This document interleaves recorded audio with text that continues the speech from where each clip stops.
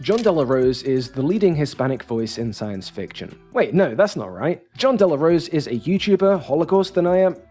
Millions of Jews and yeah, it was probably more like 300,000. And writer of comic books, regular books, and until recently, of articles for Christo-fascist propaganda platform Bounding into Comics. He's also the writer of this Fandom Pulse article. And this one, and it seems this one, even though it's credited to Daniela Acera. He once accidentally showed himself logged into a Twitter account under that name. But it isn't yet seriously competing with the classic. Bounding into Comics suffuses practically every new thing, woke, bad video on the site. It's here, and here it is again, just in X-Men 97 videos. The site was created by this guy, John F. Trent, then a media manager for an online advertising company named Intermarkets. This was a decade or so ago, and Bounding into Comics was originally practically a blog, a hub for Comicsgate-related news items and discussions, before Trent saw the potential for, let's say, conservative-tinged comic book takes on the internet of the mid-2010s. And so Bounding into Comics took on the style of a bona fide news site, and in 2017, Trent, now styled as the site's editor-in-chief, managed to convince his then boss, Intermarket's Kevin Lucido, to buy the site and add it to his side project, Aurora Media Incorporated, a small network of clickbaity, right-leaning trash news sites. And if that's given any of you deja vu, it's probably because you're recognizing Lucido and Intermarkets from their real claim to fame, serving as the long-time advertising partners for the infamously biased Drudge Report, which, fun fact, is also the place where Andrew Breitbart got his start. Lucido's Drudge partnership wasn't a standard run-of-the-mill business thing either. No, he'd written in as a reader to pitch a better monetization method. Oh, and it's not a one-off either. Per BuzzFeed News, Lucido's Intermarkets also represents other conservative publishers. Worth noting, maybe. But yeah, now Bounding into Comics had backing, and this was right around the time that a bunch of our other favorite guys in this space started getting more and more success, scaling up production and so on. Probably a coincidence, but who knows. Riding the Chud boom in the wake of The Last Jedi and through COVID, Bounding into Comics was able to establish maybe the thickest facade of legitimacy of all similar websites, through a combination of longevity, exposure, and the simple act of using terms and forms associated with traditional news media, always an effective shortcut to borrowed legitimacy. The site was able to use this to do many things, like pushing the homophobic groomer panic, like playing defense for white nationalists like Vox Day, and yes, like providing sources that scan at a glance as legitimate to be flashed on screen behind practically every member of the then rising, now current class of right-wing YouTube commentators. Its reputation continues, hence all those guest spots in videos, but as always, there are others less concerned with hedging. See, for instance, the last major news piece that did the rounds, this one from The Blaze. I do want to note that this is another prominent news-style outlet being shared and consumed during outbreaks of nerd discourse, and to note that like Fandom Pulse and John Della Rose, like the growth of Bounding into Comics out from an online monetization company, Blaze's reporting is not a neutral, disinterested examination of pop culture, because this is Blaze. The Blaze that gave Tomi Lahren her start before her Fox tenure. The Blaze involved with Proud Boys founder Gavin McInnes. The Blaze that was founded by and is still indirectly owned by Glenn Beck, the conservative pundit, the birther. Yet again, trace the new media went woke fear-mongering back far enough, and you get to a conservative who financially benefits from that culture-warring success. But that isn't quite where the connection game ends. It's little things at first. Quarter Black Garrett, Chudstream regular who longtime viewers of the channel will recognize from his Gigabrain Blue Beetle takes, got his start on Louder with Crowder, which was on Blaze. Or take current Blaze big shot Alex Stein. He's actually someone you might have seen before. Do any of you remember the infamous video where RK Outpost's Ryan Kinnell, who we've also discussed before on this channel of course, went to Universal Studios and made that hilarious George Floyd joke? Hey Alex! Alex, come here! They have a memorial to George Floyd. Oh my gosh! George Floyd Memorial Live! Well, that's Blaze's Alex Stein with him, and guess who else they went to the park with that day? Yes, that is Jeremy Griggs, the man behind Geeks and Gamers, who is, incidentally, the only one of these guys to have a shred of self-awareness. Welcome to every video we make. We use one little thing, and then we build the narrative out of it. Don't act like that's not what we do. I don't build a narrative, I You're give right, we do. You've made the same fucking video on the same topic at least 7 times a week, Ryan. And you're gonna act like we don't do that. I talk about, yeah, I talk about says one fucking thing and we make a whole video out of it. That's what we do. Both of these guys are, of course, stream regulars, popping up routinely on podcasts like Nerdrotic's Friday Night Tights, which, come to think of it, Stein's been on too, or the Critical Drinkers Open Bar, or even EFAP. Hey, what's Mauler doing here? Or take another figure that unites Nerdrotic's corner of the grifter sphere with the drinkers, Turning Point USA's Benny Johnson. No prizes for guessing which Glenn Beck-founded site he used to work for, or which ex-Drudge Partners outfit he also used to work for. Or take Eric July, who some of you might recognize from my Spider-Verse video, and from being one of the big Miles Morales isn't Spider-Man guys. He is openly a contributor for Blaze Media. It's all connected. Her web connects them all. And back when Eric was making his name, he was also pushed heavily by John F. Trent, who's now signal boosting Delarose and Fandom Pulse, and who streamed with Nerdrotic, who himself, streamed with Eric, and Ryan, and Garrett, and Benny, and Gavin, and climate change denier, Russia simp, Republican presidential hopeful, Vivek Ramaswamy, who himself was on Glenn Beck's podcast with Eric, and Jesus Christ, it just keeps going, and shit, you guys. When I say in my videos that propagandistic content like this, like the videos, like the news-style articles that's wrong or misleading and transparently prioritizes its political, often fascistic narratives above whatever pop culture it's pretending to care about and wrapping those narratives around, is made and pushed and substantiated and coordinated by people who stand to gain personally and financially from the indoctrination of uninformed viewers and from the advancement of right-wing political projects, this is what I mean.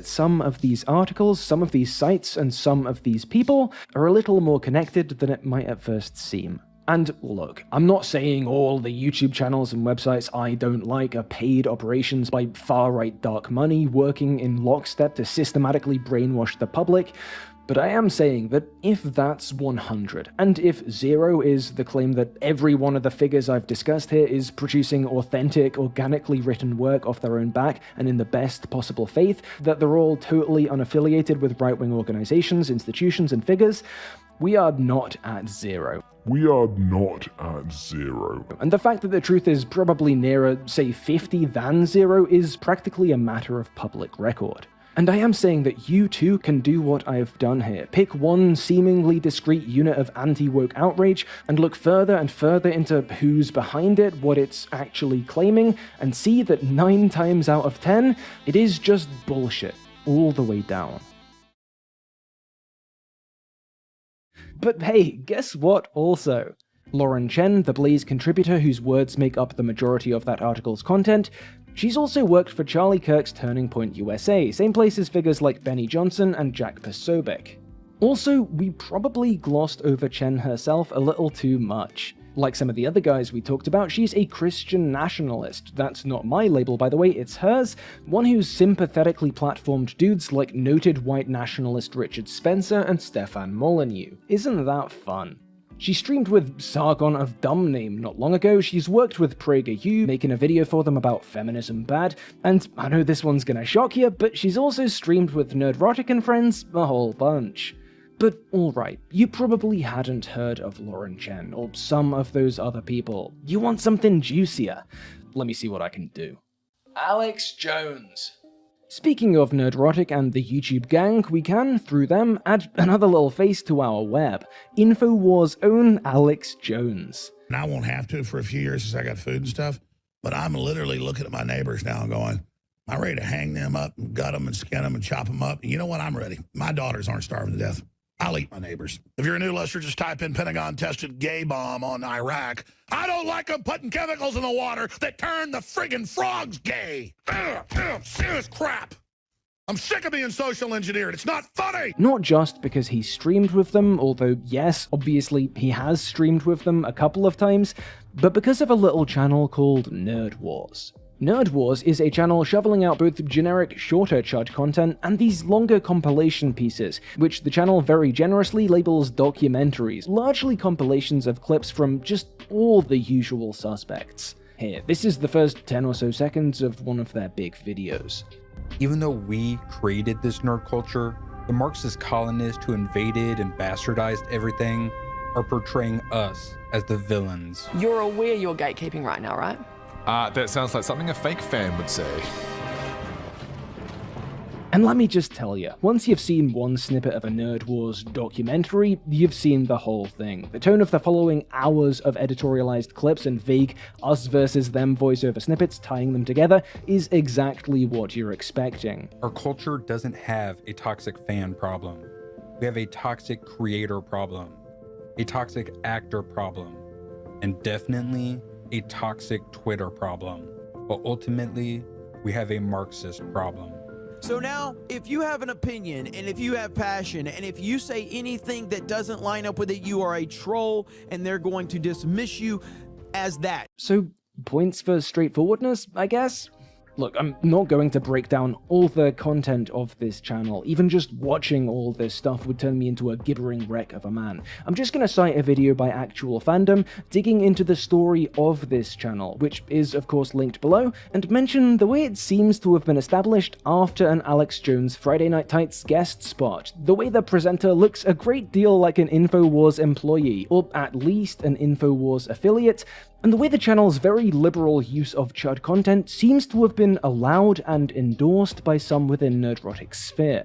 To be clear, the people featured here have all the tools they'd need on the YouTube backend to take these videos down if not. And yes, we don't have the receipts for all of the featured creators giving Nerd Wars the go-ahead for ongoing content reuse. It is certainly true that in theory this channel could be reusing these guys' content again and again without their knowledge in videos which reach hundreds of thousands of views. It might just be a coincidence that regular FNT guest Chrissy Mayer has worked for Jones and InfoWars in the past, so you know what I'm gonna do? We'll do a different color line on the graphic here. This shade of green can mean, gee, it sure looks like there's a substantial link here, it sure looks like this channel is a calculated astroturfing project designed to nudge that bumper crop of anti-woke audiences nearer to Jones' wavelength without advertising the fact, but I guess we can't be sure. As I write this video, it's the 5th of September 2024. Yesterday, on the 4th of September, a sealed indictment pertaining to a case against two individuals, Konstantin Kalashnikov and Elena Afanasieva, in New York's Southern District Court was released by the US Department of Justice. The indictment alleges these individuals were the middlemen between RT, that is, Russia's state-funded news organization, formerly Russia Today, and a company employing right-wing All right, god damn it. Okay, god damn it. Hello. All right. Hey everybody. Hi. I didn't even know we were live. Oh yeah, we're live, dude. We're totally fucking live, baby. We are awesome. live. I came on. I thought you were just like testing things, or just like, yeah. No, you should have checked the messages before you jumped on here, in the old Discord, because I was like, yeah, I said I'm gonna go ahead and go live and show this freaking thing I've been putting together of fucking pillars, several videos, and just like the relevant bits that like I feel like tell a complete story. And yeah, I finished that this morning and just said, fuck it, I'm gonna play this before the stream, man. Yeah, I should have read. I just yeah. I mean, aren't we all in a way? Like, just like, yeah. Fuck. So yeah. Yeah. Let's we're all in a way dying. Let's play the last bit. Oh, there's plenty. I mean, there's more than just the last minute. So basically, this actually goes. There's the last bit is starting now, which is the Russia segment, and then it dovetails nicely into the show intro. You know, so we're just waiting for that time to come, I suppose, for that to get going. And yeah, yes, we're gonna have Brad Faye on here in just a short amount of time, I believe, and then maybe even also a kind of short time, also maybe have Anthony Gramuglia on. Not sure. He said he might be able to get off work a little earlier than expected. We'll see. Oh, either way, awesome. It's fine. It's all good. How you doing, man? I'm good. I generally do apologize. I was not paying attention. I didn't even like. I genuinely did not realize we were live. It's great that you didn't do what you normally do and just state your full name whenever you like when it's like hello, it is I. My name is whatever social security number you have over there in fucking that dimension. I don't know. Yeah, Russia. That is how you say a thing 3 times. Sure is. That is true. That was actually pretty impressive. But But yeah, we can Yeah. Sorry that I made it all confusing for everybody. Hopefully you're all enjoying it. I mean, shit, we had like 40 something viewers and the stream wasn't even officially started yet. So, you know, hell yeah. But yeah, yeah. Let's finish it. Let's get back to it. Yeah. We will see you guys in just a few minutes. Yes, absolutely. Fucking stay where you're at. Keep your, hold on to your butts. All right. Yes. Content creators in the US, and that through this company, nearly $10 million of Kremlin funds were spent to pay these figures, some of whom you likely know, for the creation and licensing of videos. The contents of that indictment are being covered by a variety of major news outlets and have far-reaching implications for the online culture war. Implications which ripple down through anti-fan digital spaces and through the reactionary, fandom-adjacent content creation economy we've discussed before on this channel, right down to me and you. In one sense, nothing at all has changed, but in another, everything has. RT didn't need to push in any substantial way for editorial powers with Tenet's content, because their interests were already aligned with those of Tenet's creators, and of many of those creators' viewers, friends, and colleagues. Alt-righters want Trump in office, Russia wants Trump in office, Christian nationalists want the US to have a race kerfuffle, Russia wants the US to have a race kerfuffle. And even aside from that admitted agenda of chaos and social sabotage, there is just a broad ideological overlap here. So much modern Russian propaganda focuses on the danger Western elites and their gender ideologies pose to traditional values, claims moral high ground by virtue of their resistance to this subversion. And doesn't that remind you of anyone else? Holy fuck at the diversity. You've never been oppressed in your goddamn life. Do not post any hateful content or make hateful comments. You've never been oppressed in your goddamn life, you bitch.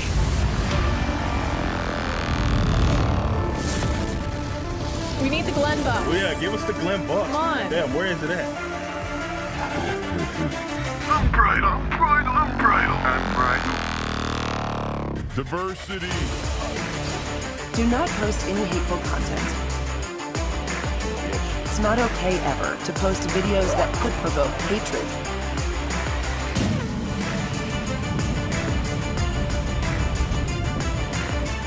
You can pick up the softback trade paper. The what now? Words are flowing out like woke Mary Sue, objective truth. They don't mean much, but nothing ever does across the grifter. The Fandom Initiative is a group of people on a mission to counter anti-woke sentiment on YouTube. Right, fuckers. We are passionate fans of film, TV, comics, and video games. We'd love to make YouTube videos about the things we enjoy, but the culture of YouTube fandom makes this impossible, thanks to certain networks and clusters of content creators who depend on outrage, deception, and harassment. How do you build stuff, man? Like in water? Underwater welding. It's one of the most essential jobs on the planet. The gayest Marvel project yet. Do you agree? It better be. Give me the damn money, Glenn. Damn, that's hot. Yes, who was the smartest person on that actual fandom podcast? You're John Wick? Well, like John Bitch. Yeah. You know? The thing where you like, right, you do that. You sprinkle it on top. It adds a little like spice on it. Yeah. It comes, you guys should try it. And you can do it too. Like if you build your entire internet persona around being a smarmy motherfucker, like you better have some bulletproof shit. I want to watch Hulk punch that dog in the dick again. Because he does. He punches that Hulk dog right in the dick. I think probably Eric the Bunks is the smartest person on there. Who the hell is the organized chaos guy, and why is he hate boner for you? I don't know. I don't fucking know. Hey Mola, you should debate some of your haters on EFAP. It would be hilarious. Bring organized chaos. I don't know. I don't fucking know. I don't fucking know. I don't know. For $50. They don't actually want Disney or Marvel or Lucas or any of these companies to change what they're doing because it would destroy their business model, and there is no financial incentive for them to be happy or excited about any of this. So this entire video that I clipped this from is absolutely disingenuous. I don't believe you, Critical Drinker, and I definitely do not believe Gary from Nerd Rock. Are you seeing it yet? Prosecutors allege a media company linked to conservative influencers who regularly Jesus, take for fucking ever. was secretly funded by Russian state media employees. And a little busy this week in the old news section of the internet. All right, we're gonna stop that there for now, right now, and then we're gonna bring on this person and this one. Hey. Hello. Hello. Oh, can I be heard for the You're first, heard. like, just first try? God damn. We're hearing you. Like you, yeah. All right. You hear something, Dane? Oh, don't do that. Don't do that. That's so fucked up. Fuck. Oh, shit. The accident dude. wasn't your fault.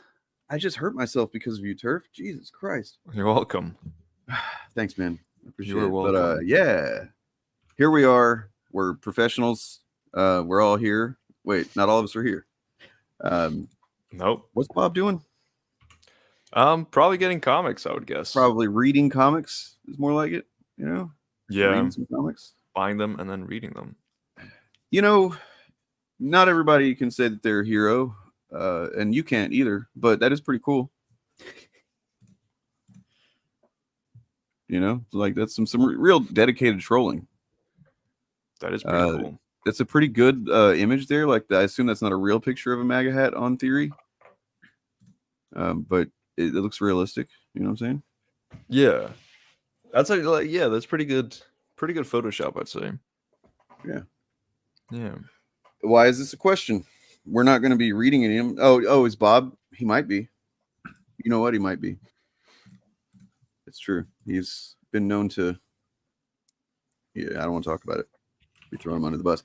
How you guys doing? How's your week been so far? Anything interesting going on in your lives? Very, very, very, very busy at the moment, but good. Same.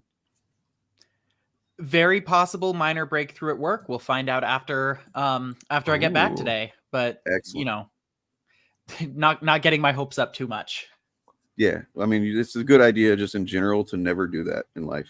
To never hope for too much too often, because then you know you know how it goes. Anyway, off to a good start. Yeah, Absolutely. softback trade papers for sure. Yeah. If for the beginning here I'm a little bit quiet, it's just because I'm trying to get something set up for later in the stream. Oh, you got an excuse? Okay. Yeah. So I will leave most of the intro to you guys. My throat has been like on the verge of just like wanting to not be able to speak for better part of the day. You also did go pretty hard last night, so I'm hoping that nothing goes wrong there, and I don't just like have to crap out and make you guys have to carry this whole show. But yeah, for anybody that's not aware of who we got today, we got Brad Faye. He's been on before. It's been over, well, I guess about a year now, maybe. Right? Yeah, it's a while. But we've known him for even longer than that. It's kind of like he's kind of like tied up right up in the origins of the initiative and stuff, because like pretty much as soon as we kind of got together and started making content together, like very soon after that, we got emails from this guy, and he wanted to interview us about doing this documentary thing that he is doing still. And he'd already done one documentary, so we knew he was serious. And we did some interviews, and that was pretty neat. That was a pretty encouraging thing to happen early on in this project, right? Be like, yeah, literally the guys that happen to find each other are also the ones that he saw as like, I'm going to email those guys because they seem to know what they're talking about. And yeah, it was pretty somehow surreal. we made him think we do. So yeah, and somehow he still thinks we do. Yep, which is awesome because we've created this closed loop of information for him is what we've done. So like he doesn't talk to anybody but us about this stuff. So we're just like, we just make shit up. And when this documentary comes out, he's gonna have egg on his face. Hell yeah. No, yes, Anthony's going to be here too, I believe, unless I check the DMs right now and find that he has, for some reason, had to cancel. But let's see. I think there is a Bobbert who has joined.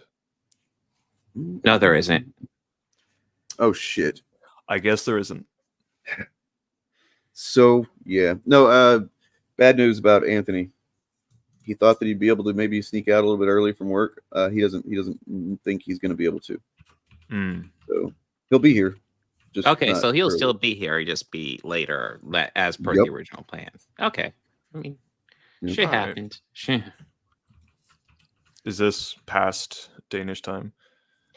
Probably is, right? What now? We'll see. Oh, it's just like later for him. Well, I think it's probably after you turn into a pumpkin or whatever.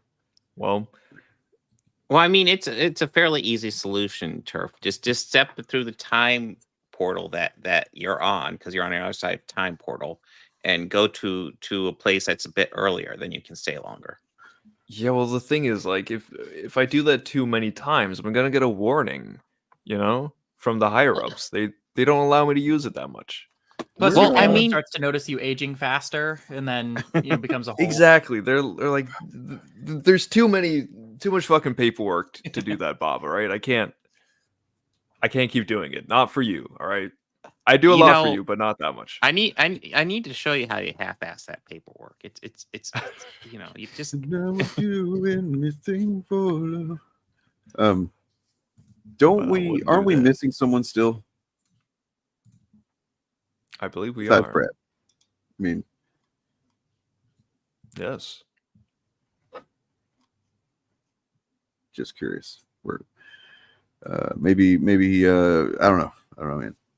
I'm fucking out of it. Well, I mean, links set out. What's that? Yeah, I We sent got the link links out for set sure. out. Okay. Brad's got the link. All right. Anthony's got the link. DJ doesn't need the link. He can get in here anytime he wants to. We're just waiting on that. So, yeah, he's willfully being, disobedient and disrespectful. We're gonna have to punish him. I don't know. No, it's fine. It's totally fine. It's like a bag of herding cats. Right. It's like herding cats trying to get these YouTubers together. Trying to get adults in their older than 30 together at the same time is fucking That's ridiculous. not a thing. That's not a speak. thing. I don't believe in that. Speak Who's of the this? devil. Which one? Which devil? Oh, it's this devil. Boom. Hey, it's the handsome devil. What's up? The handsomest one. Yeah, man, we're off to a great start so far. Everybody's really on focused and got good energy and shit. It's cool. Oh, okay, cool. We're winning. We're winning. I wasn't winning with StreamYard. I had to reinstall my microphone and stuff. Oh, make it shit. Work, so yeah. Sorry to hear that. However, I'm coming in with good energy now. So Ooh, you normally do. Normally do. It's true. So I guess Brad should be here any moment now. He's not like here and I'm missing him, just like he was hiding somewhere right now. I don't see him. Well, in the meantime, here's the trailer for his previous documentary. Let's check this out again. Fuck yeah. I began to realize very early on that people loved stories about superheroes. Who's this guy? He's a noob. I remember it was Fantastic Four #4. And that looks interesting. Wait a minute, are those superheroes? One of them was a monster. This was groundbreaking stuff. From toy shelves to the box office, the stories of superheroes are synonymous with triumph. But that's not to say they haven't been without their tribulations. Unless the individual communities find out where they are and get rid of them, these books will be around for years.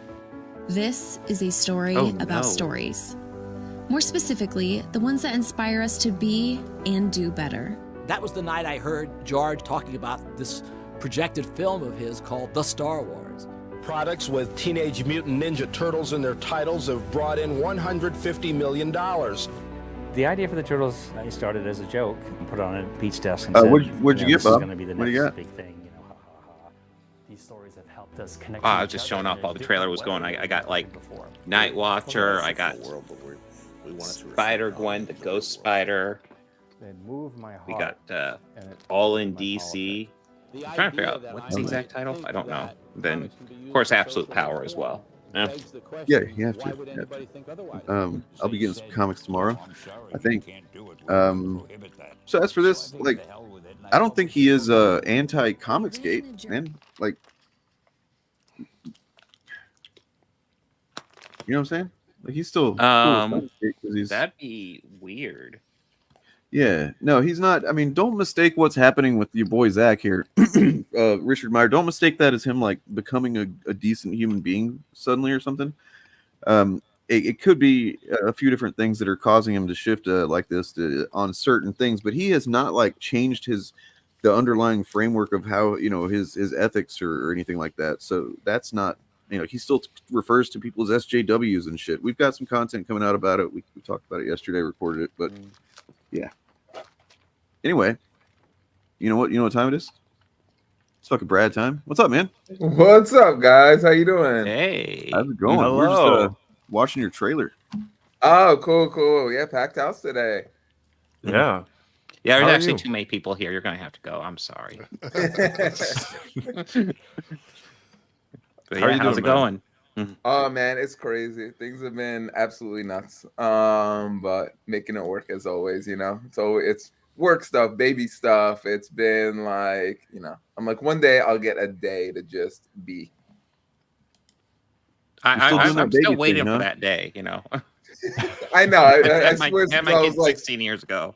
I was literally gonna say when I was like a teenager, I was like, when this happens, that's when it all clicks, and life is just organized, and nothing's ever crazy. And I know, like, my parents used to look at me like, "Yeah, okay," and I'm like, "No, it will. There'll be a time in which you get in a groove, and that's life, and then you're just like, okay, and you get it all figured out." And I'm like, mid-40s, and I'm like, no, that is not. I'm lucky to get like a 2-day groove like once every 6 months or something. You know what I'm saying? Where it's like 2 straight days, and I'm like, man, it's been great 2 days. And then I'll get an hour every now and then. I'll be like, everything's firing all cylinders. I'm like, got the baby a bath. I got an hour to like edit and work on stuff. I'm like, everything's all right. And then 2 minutes later, she's crying, and then she throws up on me, and I'm like, okay, that was Oh my fun. God, how old is she? She's a year. Okay, all right. She's 14. She's 14 years old. 14. Starts crying. No, by 14, I'm like, you need to figure it out. Like, I'm like, she gets a pass right now. She's 1, so what kind of stuff are you? Just wait until next year. Yeah. Oh, I can't. Yeah, I know. What kind of stuff are you editing? Hearing girls are better though. Dane was asking, where are you editing? Yeah, what kind of stuff are you editing? Oh, so I'm working on the series, Geek and You Shall Find, where, kind of turning. It started originally being, just kind of a lot of the stories that got on the cutting room floor that we didn't have time for, kind of things of that nature. Like, we got so much stuff on Star Wars that we were never able to fit in. Let's do a series so we can go like more in depth on that stuff. And then like at some point, I just got really pulled into the culture war. So like, the reason when I ended up interviewing you guys is when I did the documentary, everyone was like, okay, you did one on the positive side of fan culture. Now do one on the negative. And my whole thing was like, I'm like, I don't have the time in there. I'm like, this was like a fun thing. And it was like draining, took so much time, was exhausting. I'm like, and that was positive stuff. I'm like, I don't want to focus on like negative. And literally at the time, like, I thought I didn't know how bad it was. Like, I really didn't. So I'm like, why am I going to go like looking for trouble or talk about trouble, which is ironic because that's what a lot of the channels that we talk about do. I'm like, I don't want to I was like looking for stuff to be mad about or outraged about. Like, that doesn't sound fun. But the more I started like listening to content that was out there, and I was like, okay, this needs to be done. This is important. This isn't something I'm just doing just because I want to poke the bear, So that's what we started editing now, is going into more of the history of like the culture wars and how pop culture kind of ties into that. Yeah, you were dropping some knowledge on me about the history of the culture wars in an email the other day. I was like, holy shit, this is great. It's wild. It's like really wild. And just like the overlap of the stuff like we all talk, like, from the channels that we kind of like look at a lot. just the peril of that. I swear, like, these people get like a list of talking points of like, you know, Dana and I talked about it a little bit, like there's got to be money coming from somewhere, because I'm like, there's no way it's all like this coordinated of like, oh, this is the scare of the week, everyone got the memo of here's what we're outraged and pissed off about this week. It's like, what I say about it is, it's kind of like it's like dark energy. It's like you know it's there because you can see the effect it's having on everything around it, but you can't actually see it.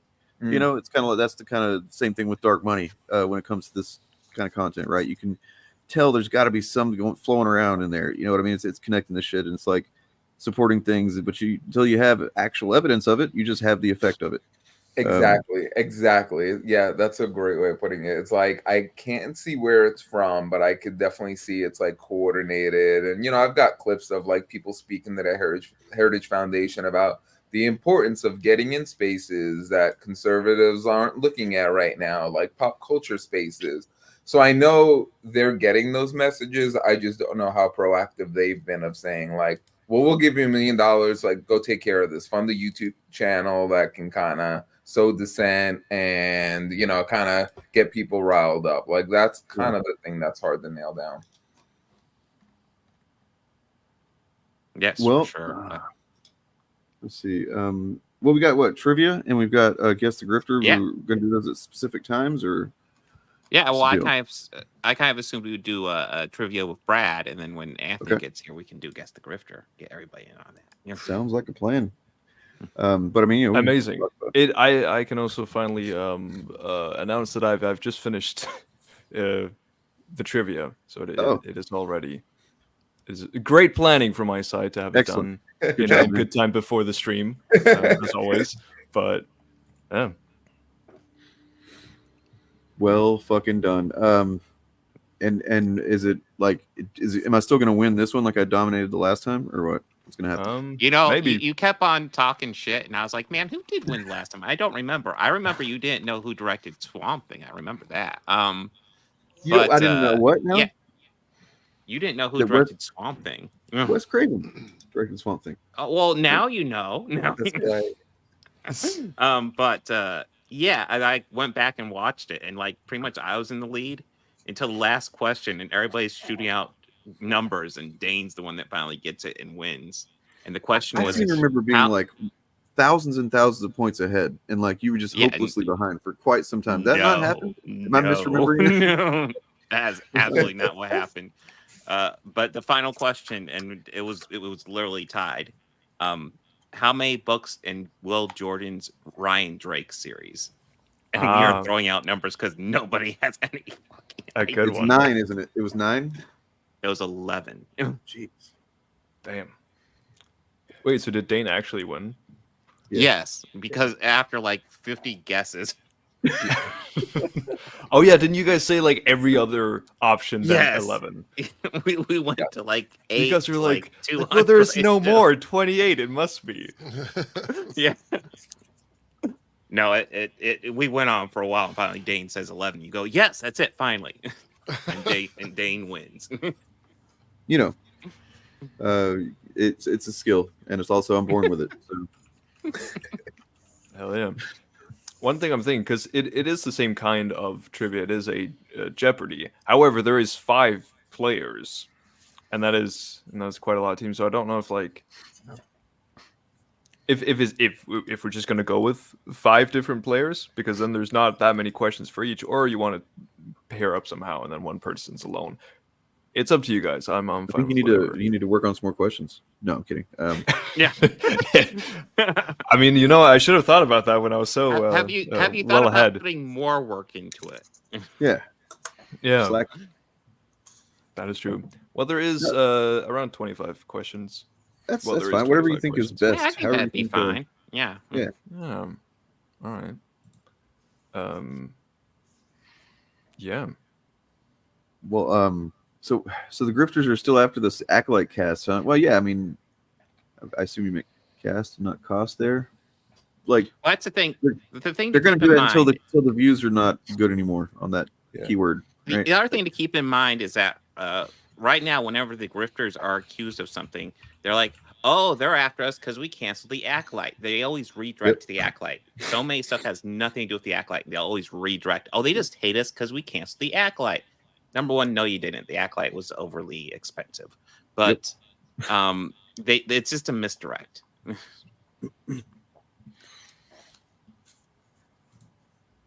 Yeah, we're expecting Ant to join a little bit later, I believe. So, yeah, do we want to jump into trivia, or we want to just kind of bullshit for a while first? And Are you ready to go, Turf, or do we need to bullshit for a bit longer? No, it should be good. Oh, okay. Yeah. Let me wait. I had this thing I was gonna propose this. Share a window. Check You this do out. that first. Check this out. Lord, for new voluntary unity, not imposed top-down unity, Lord. Lord, I ask that we be brought together in these principles under your name. I pray for America, and if I have your permission, ladies and gentlemen, we'll end with the Lord's Prayer. Just do the version that you know. Remember Neither when of those that guys are dude, American. I have to when say, that- go ahead, Bob. I was just gonna say, remember when that dude like debated Ben Shapiro and was like, "Hey, he's a little flaky, but maybe he's all right." Fuck him, Jesus. I was gonna say, when it comes to like Christianity that we see like out like this, I actually feel like it's a struggle for people who are actually truly Christian, because they want their Christianity to spread, but at the same time they have to struggle with the fact that there's so many charlatans that are out there like doing this. And so this like that 2-button meme, like call them out for being fake Christians or allow them to do it because I want my Christianity to spread. Like, you have to make a decision about that. And more times than not, they just keep their mouth shut and they let it happen. And that's such a weird thing.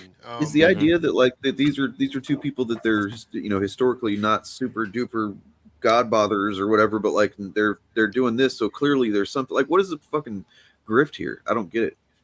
Are they converts? They like okay, so what I think it is for me is that these guys have realized, and this is no offense to anybody who's watching us that is Christian or anything like that. I have my own issues with religion, but I think they have found, looking at how politics work, that extreme conservatives, especially in the United States, will buy anything if it's packaged a certain way. And so they're willing to go this far because they can sell bullshit merch and things like that to people who are Christian from simply pretending to be Christian. And I think that's what it is. I mean, Peterson will basically say as much. He's like refuses to commit to a position on the God issue. He'll basically like dance around it and be like, well, we should act as if there is, or like whatever weird biblical story that he's basing his lecture off of that day. Like, if you're a genuine believer and you're paying attention to the words that he's saying, it's complete nonsense. I mean, think about how, like, when you were little, if you were like me and you were raised in a family that did go to church, how often you went there and you had to sort of play the part to get through church until it was over with. And then, you know, you get older and you're like, I'm not going to do that shit anymore. So these are just people that have continued to play that part, or they're playing the part now just because it's easy to do. It's really easy. It is extremely easy It's very to pretend easy. to be a Christian. I think, and Brand also had to repackage after the like allegations and stuff came out, right? Oh yeah, like Well, that's another thing. probably Is eager to misdirect, being a Christian is one of these things where they kind of joked about it on The Boys, but we've seen it more and more recently. Where like you do something really bad, and you're like, "Well, God forgave me. I came to God, and God told me it was okay, and I truly believe in my heart that He's going to turn it around." And all of a sudden, guess what? You're a good person now, and you can go back to living your normal life. It's sort of like a reset button. It's really weird. Yeah, it's because it's like so hard to debate too. It's kind of like the you know, someone, man, the one thing I like, if I could interview any of these people, like whenever they're like, you know, I'm not racist, I'm not racist, I'm not racist, I'm like, who do you know that identifies as a racist? I can't think of one person out there who says, yeah, I'm a racist. Nobody. I've cut clips of like people in the KKK saying I'm not racist. I just think we should live separately. I'm like, these people won't even like accept that, and you can't pin it on someone. I was just gonna say, I recently did research and I found quotes of David Duke talking about how he's not racist. It's like, yeah, if he's not racist, who is? Yeah, there's not one person I can find that's like, yeah, I just don't like people because of the color of their skin. I'm like, there's not one. So I'm like, either these grifters have to admit that no one's going to admit they are racist when they are, or zero people are racist. And even the like grifters say stuff like, yeah, there are some people out there who might be racist. And I want to ask them, like, okay, who would you say? Because I'm like, I'm saying they're My not. favorite thing is when I'm in the streams where people say racist things, and I try to like, because what I found is, for me personally, calling someone specifically a racist immediately puts up like this. Obviously, like you said, Brad, I'm not racist. How could I possibly be racist? It's immediate response. So my question always is, what does a racist look like to you? If you're not racist, what does it take for someone to be a racist? And they have to sit and think about it, because if they start naming off the things that they believe a racist person would do, they realize, oh shit, that's some of the stuff that I do. So the red flags would be on me. So then all of a sudden it switches the conversation. And I can tell you, like, Dane knows this because we got clips of it, where I've gone into streams of people who are also that have said homophobic things. And I, like you said, just with racism, nobody will say I'm homophobic. I you know, this is what I do every day, you know. That's the kind of crazy thing, is that bigotry is the most you ever experience. Bigotry is it defending itself from, like, basically trying to convince people that it doesn't exist. Right. You know what I mean? That's generally what you see more than you even see just outright hatred on the internet, it seems like. But the clips are so funny. I've gone in and been like, give me an example of this thing that proves that you're not homophobic, or that this group is pushing this message or whatever. There's never an answer. There's never an answer for it. So they sometimes they have an answer that they think is really clever. It's not, but like Hypnotic saying, well, I'm not afraid of gay people. I think I'm disgusted by them. And it's like, that's just homophobia. Because that makes it better. That makes it better. That's a better answer. You know, I'd rather you be afraid than disgusted. That's even worse. Right. Yeah. It's crazy too how the goal lines are very, very, like, it's in a scary way, like just being pushed to the point where, you know, it goes back to what we were just talking about with like the talking points. Like, I swear Steve Bannon gave that speech where he was like, let them call you racist, let them call you homophobic, wear it like a badge of honor. And then Jeremy from Geeks and Gamers literally goes into the same rant, like, let them call you. And I'm like, they're borderline at the point where, like, it's cool and trendy to be racist. I'm like, is that the next like step in the evolution of all this? Is like, be proud, do things that will get you to call people racist, because that means you're doing something right. Yeah. Well, Hypnotic, his membership tiers are called bigots. The bigot army. Yeah, the bigot army. Yeah. Yeah. Haven't you also like often seen someone be like being called, for example, a racist, and then they like kind of take it on and they're like, you know what? Maybe I am a racist, you know? But they do it in that word. Yeah, but they do it in that kind of way where it's like, well, you Like know what? Maybe I am. sarcastically. Yeah, exactly. Like you're calling me this and you're wrong, right? Like, you call me racist just means that I'm right. And then they just accept it. They're like, well, maybe I am. It's just like, Well, okay, so we can point to a few people and be pretty confident that they are bigots. Yeah. I went through the upload from last week's stream with all of the events that took place during the stream. And I made like a 10-minute kind of summary of all of the stuff that really happened there, in case we wanted to look at any of that. I know that, like, first off, we look at you know, JDA and Vox Day and Ethan Van Sciver, and, you know, I think a couple of those people you can be confident are bigots. Some would say. Yeah. You know, so definitely once you kind of are just like literally adopting white nationalist, you know, rhetoric and the label itself, yeah, you're just a bigot. But I mean, that's still too specific. We need, you know, I don't know. Well, we need more something before that too, to be able to say that's actually bigotry.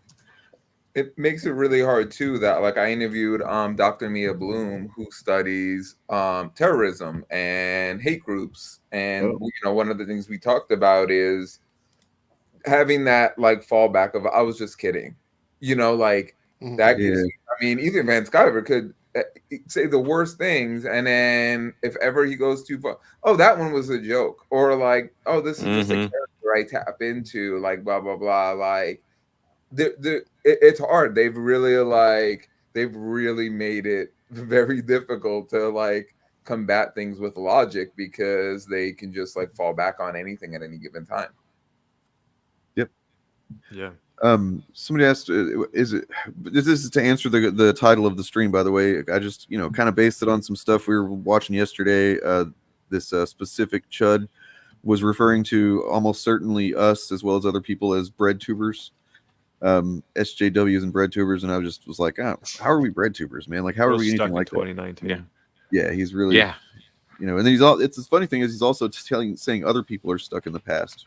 Well, he's just like literally calling. I mean, isn't that what they want though? They want everything to be like it was in the past. So I mean, this is part of the course for them. Everything needs to stay as it was all the time. No changes to anything, no progress. Literally perpetually in the past. But that's the thing that always gets me too. I think about that a lot, and I'm like, what past do they want to go back to? Like in the 90s, comics were very political. In the 80s, I really think they're just trying to appeal to people who don't know what it used to be like. And it's marketing, make America great again. It's marketing something that never existed. Make comics great again. That or might believe like, oh, there was a time when like comics were. No, there's never been a time in which comics like. Like that is never a period that existed. You're selling them on a utopia that never existed. Yeah, I like Star Trek before it went political.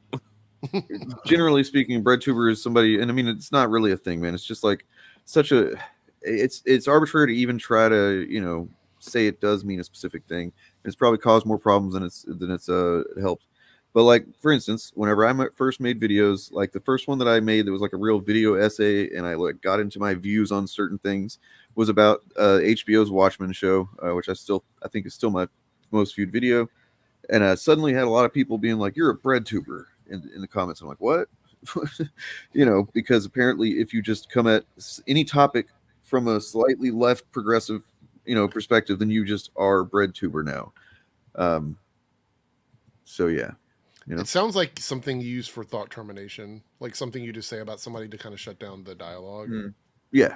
I mean, I know there was the cool thing that it was for a while, I guess, and maybe it still exists, I don't know, but like on Reddit, it was a subreddit, the BreadTube subreddit. So you could go to find a place, go to this place where there's people posting content that you generally know is going to be to some degree progressive and not, chuddy. And I guess there's some value in that, but I definitely don't do video essays, so if that's what they're talking about, it's not me. I just talk about stuff. What's the terminology? What's the correlation between the left and bread? I don't remember. I used to know. Conquest of Bread, Kropotkin, I guess. Being a socialist book. Right, because like the first thing that comes to mind when I hear breadtuber, I had never heard that until you guys were talking. Yeah, about it says it just says the term breadtube derives from Peter Kropotkin's *The Conquest of Bread*, a book explaining how to achieve anarcho-communism and how an anarcho-communist society would function. Yeah, because honestly, when you first said it, I would have thought of breadtube, and we've all talked about this. Is what a lot of these channels do is leave breadcrumbs to more extreme channels. Like they bring on Alex Jones as a guest on their show. I'm like, wouldn't you be a breadtuber because you're laying down these like breadcrumbs to get people to go from your channel to Jordan Peterson to Alex Jones to Nick Fuentes? I'm like, those would be breadtubers to me. I also find it very weird that we don't see the supposed like larger progressive left-wing channels bringing on left-wing politicians into their streams and stuff like that. I mean, look, I hate to fucking be like, no, actually, that's not what breadtubers are, but that's not what breadtubers are. If they are such a thing, I don't think that those two creators fit that at all. I don't know. Star Wars Theory and Snarky J, really? Anyway, you know what? I'm not fighting for breadtubers. I don't even know what it means. So no, breadtuber does not mean grifter, but I mean it's kind of interesting that you seem to have like internalized that as meaning the same thing. So yeah, the original question I think it was you asked are the breadtubers just grifters? Well, some of them, sure, because some of them aren't. I'm sure. I don't know. You got to take it on a case by case basis. I don't think that 100% of people that are making progressive content on YouTube are going to be grifters, right? So just probably like 98% of them. So, And if you're out of gonna curiosity, do Turf, it, where are you at? Me? Oh, with the trivia? Yeah. Yeah. I mean, it's ready. Oh. If Let's do it. Let's get it. Awesome. So are all 5 playing? I'll bow out and just watch, so you guys can do it. I mean, That works. there's enough like for all 5 if you want to. Yeah. I just don't want it. I don't want to take time away from, like, if we're trying to get through it quickly, I can just like sit out and cheer from the sidelines. I don't think If that's that an makes it issue, faster. Eric. Yeah, if you want I in or don't think not. it'll go like quicker or anything. It was made like the main reason I said it was just like how many questions each person. I just didn't know if we were playing it like True Jeopardy or if we're just doing it like a normal trivia game, because I know there's some people just do it like normal trivia. Yeah, I'm kind of just doing it normally. It looks like a Jeopardy thing, and then it's just like people take turns choosing a question. Yeah, we used to do, like, we did those kinds of boards all the time a while ago, and people just kind of got tired because we weren't playing it like actual Jeopardy, and I was like, Oh. I'm tired of arguing about this. Like, that's not the rules. Okay, well, I mean, If anyone wants to complain in the chat, I will argue with them. I do not care. These are my rules. All right. So wait, let me just share my screen. All right. So here we have the board. So I have 5 categories. I tried to do something that I think everyone will have a shot at having something that they, enjoy. So I have one Marvel DC. The next one I have sports, which will be good for a bunch of nerds. Then we have Star Wars / Star Trek. Then we have Chuds and Grifters.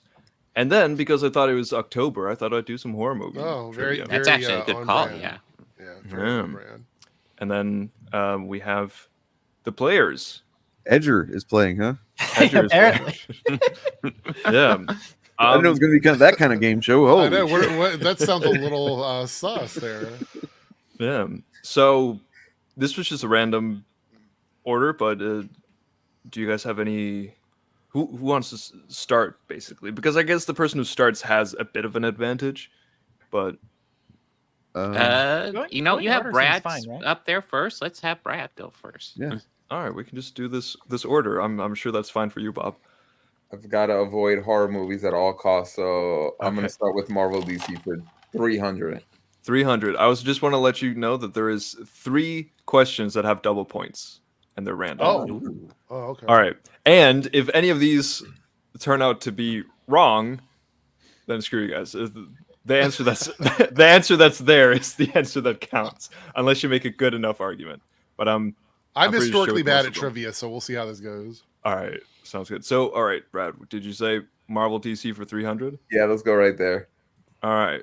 In what year did Marvel file for bankruptcy? I want to say 97. I know I'm very good at, like, with movies and everything. If ever I get a 2-year wiggle room on That's a either business side, question. I It's will like, always get ooh. everything right ever. So I'm gonna say 97. It is 96. You said a 2-year wiggle room, so you Yeah, do always. It's If a flip of anyone a asks me coin. what Yeah. day a movie, If we played by your rules, you would have gotten a point, but we did not. Yeah. nah. I mean, I was exactly where Brad was. I was like, it's 96, 98. Yeah, it's either 1996, 98, 99, something like that. Yeah. Yeah, I just went in the Yeah. middle. It's Isom. Oh wait, hold on. a second. Oh, I should just have had ISOM as a category. Oh God. Well, I'm Research sorry, Brad, ISOM. but there's no points for you yet. Edger. Okay. Well, this could be an utter disaster. Let's go Star Wars / Trek for 200. All right. Which character does Carl Urban play in Star Trek? Fuck, isn't that in the reboot movies? Or Turf am I doesn't stupid? know. Turf I'm has stupid. no Never idea. mind. No I'm thinking clue of- about- I'm thinking I of a just know- completely different actor. Oh God, yeah, no, I am. I just know Bob wanted Star Trek questions. I have like an image of him in my head, and I cannot think of who. Jesus Oh shit. Yeah, this is what I mean. Complete disaster. Can I steal? How do we do that? What's going on? Yeah, how does I want to steal. I want to steal. Not yet. Yeah, no, I'm just gonna like say something really stupid to give myself a swift and painless death, and we're gonna say Captain Picard. Captain Picard. Oh, I know. There's no stealing, but does anyone I was want to say the desperately correct hoping for answer? Star Wars. I'm sorry. I mean, it's bones. Yeah. Yeah. All right, thank God. Leonard McCoy. Nice. All right. Well, that's so far 2 people without points. Let's see if Eric debunks. Let's go with Marvel DC for 200. All right. Please be an easy question. Who is the hero that is a member of the Justice League and can stretch his I body? don't know this one. This is a tough one. Well, now I want to steal. I feel like it could be Batman, but I think it's Plastic Man. Long Dong McGone. I don't know. It's obviously it's obviously Mr. Fantastic, guys. It was Plastic Man. It's the elongated man. My bad. So, I'm also because especially for because there's some of these that I didn't know before I looked them up. And so, having to tier them on like how hard they are and how much they work. Yeah. I don't know if that completely makes sense. I remember last time there was this a is question definitely that was, a like, low super point easy, question. but I thought it was really this is a low point question for sure. Okay, that's good. That's good. I mean, I'm not gonna lie. I would have put the Carl Urban question as a low one too, but apparently not. Oh yeah, so this brings up a good point here. Are we muting chat? We got chat hidden from us, so we're not like cheating here. Oh. That's what I always do. I put it on private chat. Pop it over in private. Yeah. Yes. All right, cool. I'll throw false answers in there and throw. And Turf can keep an eye on chat because he's reading the question. So sure, right. yes. Mm-hmm. I for some reason I was just like I was just naturally assuming that no one would cheat, but you are right. I cannot trust Bob. Well, Bob has called out Dane, and Dane has called out Bob. So that's true. Well, I mean, neither of these people will let the other win.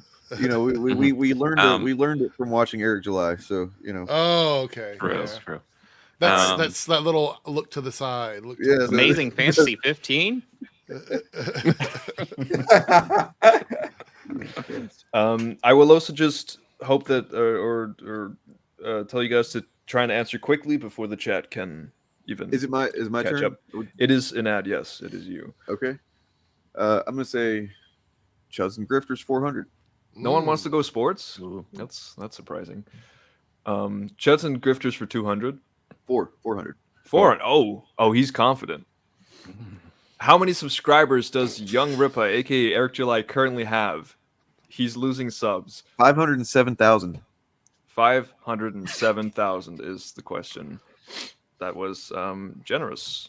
It is 502,000. God, almost at 501. So fast, He's collapsing. I've been keeping an eye on it. He's almost at 501. I'm keeping an eye on it. He's getting close to going under. Yeah, really impressive. How fast he's losing the subs. Yeah, right. Fair enough. I feel like getting under 500,000 is also going to be like an actual big deal because many people will just be like, it's like whether it's like 502 or 507 doesn't matter. How much going you want from to 500,000 down to it saying 4? I feel like that's going to be a big. I don't think he's going to let it get there. I think that something's going to happen. Like between now and then, there'll be like a surge or whatever, and it's probably bots because he probably recognizes the optical loss of going below 500. Right? He's not going to let it happen.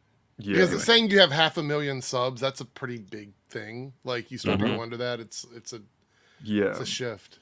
Well, when they do like Friday night, like Tights and stuff, they introduce people and say like when they introduced Lauren Chen, I know they were like Miss 500,000 subs. That's always like that little clip. So it'd be funny. I'm like, which time whenever they introduced her, like every time she was on the show, you mean, or like was it just like? I only remember watching her on there once. Okay, I mean I know she was on there multiple times. So I mean, she worked with Eric July a lot because they both worked with Blaze. So. Yeah, but also with Gary and Jeremy Griggs and stuff it's kind of crazy how much they work together. It would be. I would love to see it if Eric July came on and he got introduced as the guy with 400,000. Yeah. Mr. Former 500,000. The formerly with 500,000. Yeah. That'd be amazing. It's all right. Me. Okay, I'm going Star Wars Trek for 500. Be careful, Bob cheats. 500? Absolutely, yes. Oh really? Shit! Oh, let's see what happens. How many times was Scotty declared dead on the original Star Trek series? That's a ridiculous question. Whoa! No way. This is a total guess. This is a total guess. Yeah. Okay, so 8. I really hope that this was not easy. I have no clue No, who that Scotty was was. I don't know ridiculous. if it's like a big He said deal. 8. It's a total guess. He doesn't know. He said 8. It's twice. Oh. Okay. Okay. He's so- a red so that shirt. was- I thought it'd be more. Yeah. So that was an actual hard Star Trek question. that was really that was a hard. 500 point question. Yeah, that was a Okay, 500. awesome. Yeah. Bob, were you just hoping that it was a Star Trek question that I had no clue about? I was hoping They're all Star 500. Who Trek plays said- Picard? No, not. Oh God. All Carl right. Carl Urban, right? Carl Urban. So after the first round, the first 5 questions, Eric Debunks is in the lead with 200, He which sucks is a at lot trivia. more than everyone else. I'm actually surprised, to be honest. Mister, I'm not good at trivia. Well, you know. Let's see how the second round goes. Brad, Oh my God, he's a poker it's you. player. Oh, I've never done this before, guys. I've never. I'm not scared of the sports category, with the exception of, and I know people can say the same thing about Star Wars or anything, but I'm like, sports is so wide. Am I gonna select sports and get like a track and field question? Yeah, like what have I chosen here? Like who won the championship in curling in 1997? Yeah, I'm like, that's all sports. So Are you that's up the on only your reason shot why I'm like putting? not going there. Pickleball all day. Yeah, I'm like, that could really be like Marvel DC. I kind of know what I'm getting into, so I'm gonna go Marvel DC for 400. All right. Who is Bane's father? I have no idea. Okay. I'm gonna admit right away. I have no like. I'm not, no, I don't even know how to guess I'm that. at a I loss. never even knew that was a thing. Apparently Bane's father is King Snake. What? I was gonna say just Mr. Bane. I don't know. Like, Bane. Holy Mr. Thomas shit. Bane. Holy Okay. shit. Like Okay, the trivia might be a bit tough. There's a no, I couple mean, in like, there where look. it's like, The whoa. reality is that these are gonna sink in. I will never forget these trivia facts for the rest Yeah. of my life. You'll Like, never forget the Bane's Scotty father. dying like twice and King Snake being Bane's father. Like, I'm so worried for the Marvel DC question 500 because I don't know if it'll be this. Okay. Oh, this yeah. wasn't the 500. no, this No, was this was 400. 400. But again, the 500 question might be easier. It's just what I thought in the moment. I was like, these people are comic nerds. They probably know who Bane's father is. right. Classically, Bane's father, King yeah. Snake, the most popular I character mean, in DC. who doesn't know that? I mean, if it were Joker or something, I could see, but King Snake, like, I don't even know who King Snake is. But No, no can I one use does. No can I one call does. That's Fiction why. as my lifeline, please. I thought Um, King Snake was a Turtles villain. All Oh, right. man. All right, is it me? Yeah. All right. Yes, it's Edger. it is It's Edger. now. Okay. Edger, go. I'll go. We'll go horror movies 200. Ooh, our first horror movie question. All right. What is the name of the character played by Bruce Campbell in the Evil Dead series? Full name. Oh. I feel like I'm I don't getting. know- I don't know the really full easy name. questions that are just Can I- movies I haven't seen. You haven't seen Evil Dead? Evil Dead. I have not. No, I know. I am a person like in my friend group and stuff. I'm known as like a person who's seen every movie, but like there are a few very specific. I was gonna really say big this ones. is exactly why Brad didn't want to pick sports, because he knows there's gonna be the one question of the thing that he hasn't Yeah. watched. So Yeah. Yeah, Things except I feel like this is a little bit more embarrassing than not knowing the curling championships. We're gonna go. Bruce Campbell played himself in Evil Dead. Bruce Ashley Campbell. J. Williams. See, that's the thing. I put this question in because I knew that someone was going to know it. Ash Williams. Okay, I knew the first there's name no- Williams. I didn't know. I got in the middle. Yeah, that's why I put full name because I okay, that's going to make it a bit harder. But then again, it's for 200. It shouldn't have been this hard. Yeah. So it is Eric Debunks again now. Let's do Chuds and Grifters for 300. Chuds and Grifters for 300. Which Chud famously got called out by filmmaker Zack Snyder? Let's.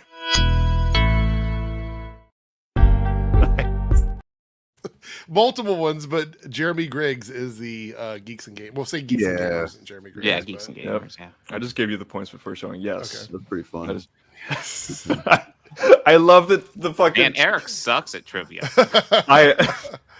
I do also just love the fucking disparity between some of these questions and difficulty. Like the previous one was a 200. This was a 300. Who was Bane's father? How many times did this character die? Oh, by the way, Jeremy Griggs, Geeks and Gamers, and Zack Snyder drama. Got it. Yeah. Yeah, this is definitely not luck based in any way. So yeah, I don't get offended by shit.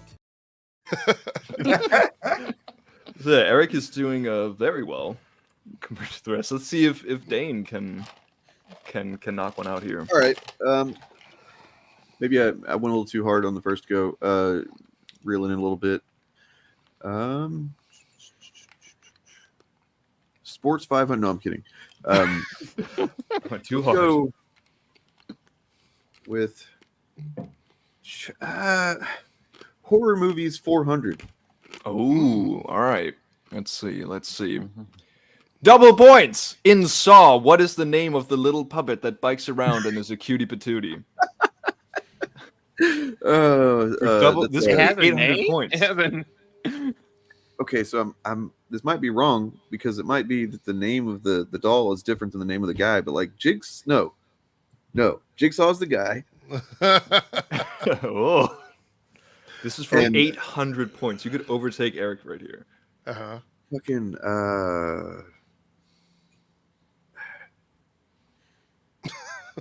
God, I don't. I'm gonna say 5, 4.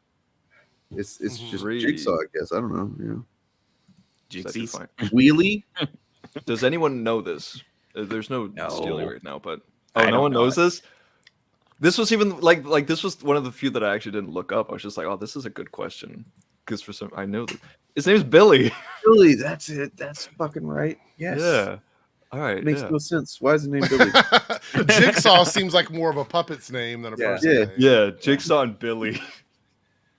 And you're like, oh, Billy's the human. No, Billy's the. They that's fucking Saw lore is really fucking complex. His parents were edgelords, and they just were like. The thing is, me and my brother did used to watch the Saw movies a lot. We even made our own Saw movies, so maybe I have a weird connection to them. Wow. Yeah. Maybe one day I'll show those. Yeah. All right. I mean, now that I know they exist, I'm never gonna fucking stop thinking about them until you show us. Oh, fuck. All right, Bob. Star Wars Trek for 3. Star Wars Trek for 300. Let's see. What did Luke plan to pick up at Toshi's station? Power converters. Oh. That is correct. What did Luke whine about picking up? Yeah. Bob's on the board. I wanted to go to Toshi Station to pick up the power converter. I want to point out that I think Bob looked at the chat when you asked that question. So I didn't look at the chat. Run it back, Dane. Run it back. Look at his eyes. We'll have to do that post game. Yeah. Wait, what was the 200 question again for Star? That was Carl Urban. Oh yeah. Okay. Yeah. I was just trying to see if that was an easy one. I remember this question. I actually think both of those were kind of easy, to be honest. Yeah. Yeah, apparently I should have been a bit more ambitious the first time around. Yeah. All right. It is now Eric in first place with 500 and Bob coming in second with 300. Everyone else sucks. Yeah. But we're back to Brad. I just need a victory. I need a confidence booster, so I'm just gonna go Marvel DC for 100 just to get on the board. Okay. All right. Let's go. Which color was the Hulk originally meant to be? Okay, so I know there's like the miscolor, like he came out gray. So was he was meant to be shit. I know in the first issue he's gray, and that's because of the wrong color, but I want to say green. Is that a trick question? I might have this wrong. Yeah, I put gray. Yeah. I see how you could have gotten that. But yeah. So was he always supposed to be green? Yeah. That's the thing is I don't know what he was. I know. Oh, and then it became. I think gray. he was, but the first one was misprinted, and then they kind of put gray into the mythology. It wasn't misprinted. They just had a hard time with green and coloring that much green. Actually, according to the Wikipedia, It says originally Stan Lee wanted the Hulk to be gray due to ink problems. Hulk's color was changed to green. Yeah, that's what I. But he is gray in the first issue. Yeah, I know. That's what's confusing. But this is on the. Yeah. This is not, it's on the Wikipedia and it's not corrected. Let me double check here. Yeah, people in chat are also saying Yeah, gray. yeah. Also, yeah, the actual the AI on Google here says he was supposed to be green, but they. Well, shit, we got to trust the AI though. Or it was supposed to be gray, and they printed him as green. When has AI ever been wrong, guys? When is it? Well, I'm using Grok from Yeah, Twitter, I think he gets that one. I think, that one's woke. Well, according to the Wikipedia, which is the first result, it says that he was supposed to originally be gray. So I don't know if that's okay. Well, so I guess all right. I'm just unstoppable when it comes to trivia. I was trying to give Brad his confidence boost.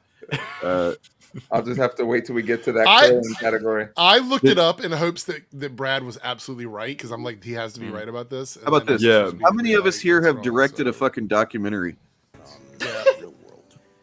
You know? Move my heart. There's a confidence boost. That's true. He might have talked to George R. Martin and Stan Lee, but you know what? He can't fucking do trivia. Right.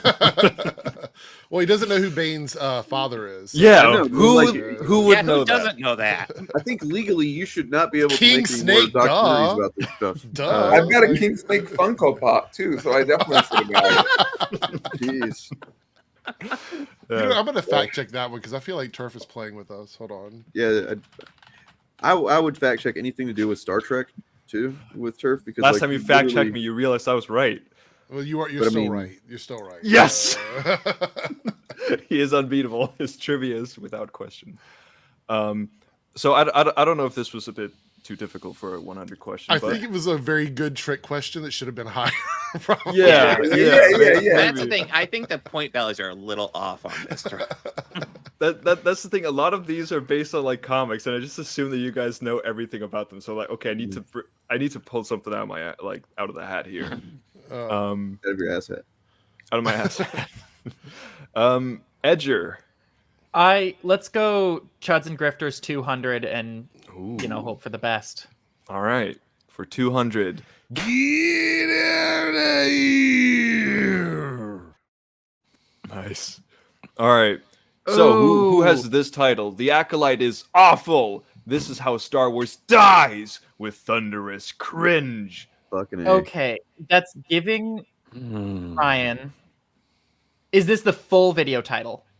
This is the full video title. Okay, because oftentimes there's like 17 subtitles afterwards. Yeah, there'll be like a string of words afterwards that don't even work. You snuck a guess the grifter in here? That's crazy. Oh god. Yeah, Okay. I thought it would be on brand for later. Because that's not Gary, right? That's not his vibe. No, that's I mean, like I'm leaning towards any of the Geeks and Gamers people, like either Ryan, Jeremy, or if you're being an absolute asshole, then like Josiah. But I guess I'm gonna throw Ryan out there as my guess, and here's hoping. It's more poetic than a lot of those guys would do, though. Is it? It's a bit more I love how you guys are just helping. Yeah. we just go into guess the grifter mode whenever we see. I guess this, I don't know. I format. just really heavily associate him with the word cringe. Like that's just I just hear that from him a lot. So like that immediately sets off my. But is like, that his thumbnails or is that him? Well, no, like him saying whole the word package. cringe. Like okay. I just know like that's his like go-to negative word whenever he can't think of anything else. It's always that, like even more so than I think any of the other ones. But if there's someone I'm forgetting about, then you know what, I'll take the L on that. So who are you saying? I know y'all have tried to like direct me away from it, but I'm gonna stick with what I've got because I don't have any better guesses. I'm with you on it. And also, if you change and then you turn out to be correct, that's worse. So what did you say? I said Ryan. Yeah. Ryan. All right. So yeah, this is nerdrotic. Really? Okay. Yeah. All right. Yeah. I Which usually expect him to have like a funnier title, I guess. Because they will be a bit more like almost thoughtful with their bullshit. That's like oddly uncreative for him. I don't know. Yeah. The thing is, I was I was about to put the one I originally wanted to do of Nerdrotics was The Rings of Power is an abomination. That would have been I would have known immediately that one. Yeah, that's the thing. But then I found this one. I was like, this one doesn't really sound like a Nerdrotic one. But then again, I forgot that I put this as a 200 question. And this is how AI spits out grifter titles. That's why it was like. Yeah. So I think let's see if I'm mistaken. No, yeah, we got our guest here, our other guest here. We might as well just like go right into guess the grifter. No, or should we talk for a minute? I'm probably gonna have to ditch, so this might be the best time to do that because I gotta leave in like 5 minutes. Right. So I guess we can give me like a 5-minute goodbye. Question. What's that? I want to see 1 or 2 sports questions before we bail on Jeopardy. Well, I mean, we could bring in our guest and have them back swap in for Edger. Yeah, our guest that can works. become I can Edger. give. I can donate my 0 points to. I leave my last just will like a testament. breadtuber, you know. Yeah, and we can of course also just take a little break and then come back to it. Yeah, whatever you want to do. I don't. Doesn't matter to me. True. Yeah. But I do want to see sports questions. So I want to see what you put in there. Yeah, we're gonna finish this. I have not put in the effort for this to not finish this fucking Jeopardy. But yeah. For now, let us take a little pause, a little intermission, and then we'll come back. Yes.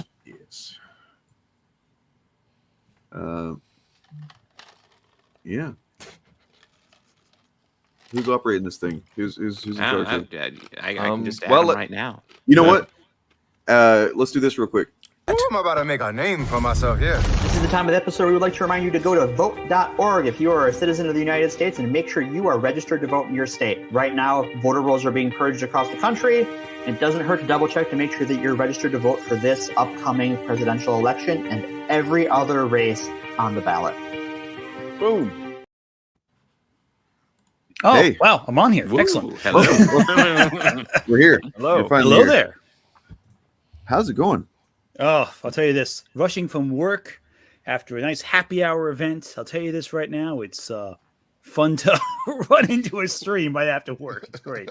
Yeah, I know that pain all too well. Oh, there we go. Thankfully, this helps make it slightly easier. I have a pumpkin old fashioned I made with some pumpkin syrup I've made over the last couple yummy. of weeks. Yeah. It's very easy to make. You just put in some water, brown sugar, pumpkin spice, pumpkin puree, and you're good to go. That's all you need. Hey, yummy. I just make some tea. And you put whiskey in there, you're good to go. Anyway, That's what I'm forgetting. It helps. It does help slightly. Yes. Thank you for having me aboard, by the way. I should thank generous being here, host. man. No, it's all good. Yeah, thank you for being here. I'm always here to talk about whatever anyone wants me to talk about.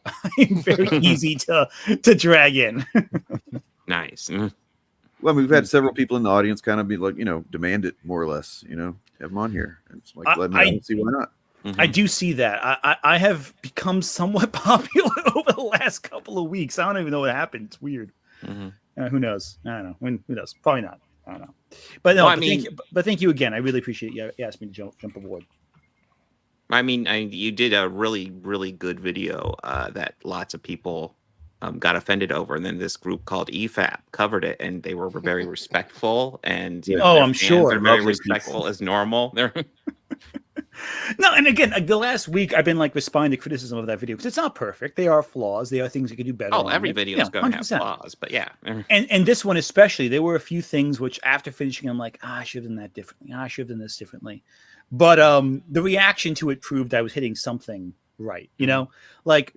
There's criticism and then there's criticism, right? There's criticism that you hear and you're like, okay, the editing, that's not that great. I could have done a little more research on this. I should have done more homework here.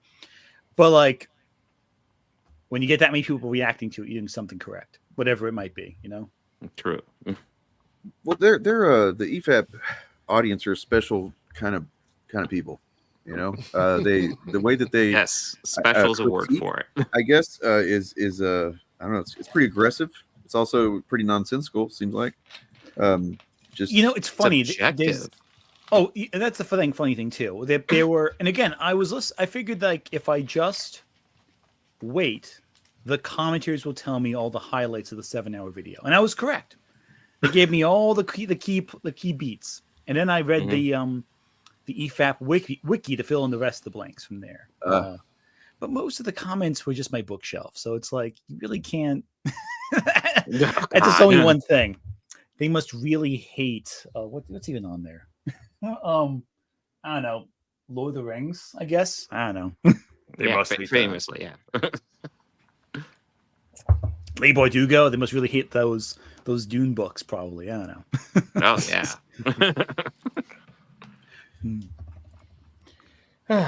But no, so sorry to dive in late. What did I miss today? I kind of jumped in at the end, in the middle there. Nothing really. We just kind of we did some trivia. What do you mean nothing? All right. Yeah. This is we got hard some work trivia to finish up too. Incredible So. trivia game. All right. Sometimes we have eventful shows. This has not been one of them really so far. It's just been kind of chill. Last week was pretty eventful. Last week was insane. Like one after another. I don't know if you've I know you've been paying attention to kind of like the landscape of this kind of content, these general toxic types for a while. Do you feel like there's been any kind of shift in the landscape of it of late? Yeah, I would say there's been a few shifts. I think the Birdman's video on the Critical Drinker has really shifted a few things here and there. There've been a few with such a big high-profile account talking about techniques in how certain grifters do their thing, how certain people act. That really pushed a lot of people into like re-examining, discussing. I've even seen in some circles the Critical Drinker's own subreddit kind of rallying and pushing back against some of his claims, which I think is a big deal. Oh wow! To a small degree, not necessarily to a big one, but there's been some shifts here and there, and that's how it is with any audience. Eventually, they kind of do. Some drift in, some drift out. That's the name of the game. Yeah. I've been, of course, really stuck in the whole Lily Orchard situation, considering that she can't stand me. And there's been some back and forth on that front. But even with the big thing I've been seeing a lot of is the whole thing with Star Wars Theory the last few months. That's ridiculous. He's been targeting, was it Forbes? Forbes like last week, I'm pretty sure. He's still doing. Yeah. Forbes writer before that. I mean, it's still ongoing. I guess it's the Star Wars Explained channel. It's like they managed to turn a call for accountability, demonetization against 3 specific YouTubers. They turned that into him being attacked, and the people that did it being Star Wars Explained. It's like the way that they controlled that fucking narrative is kind of blew my mind. And I guess, I don't know what to do about that.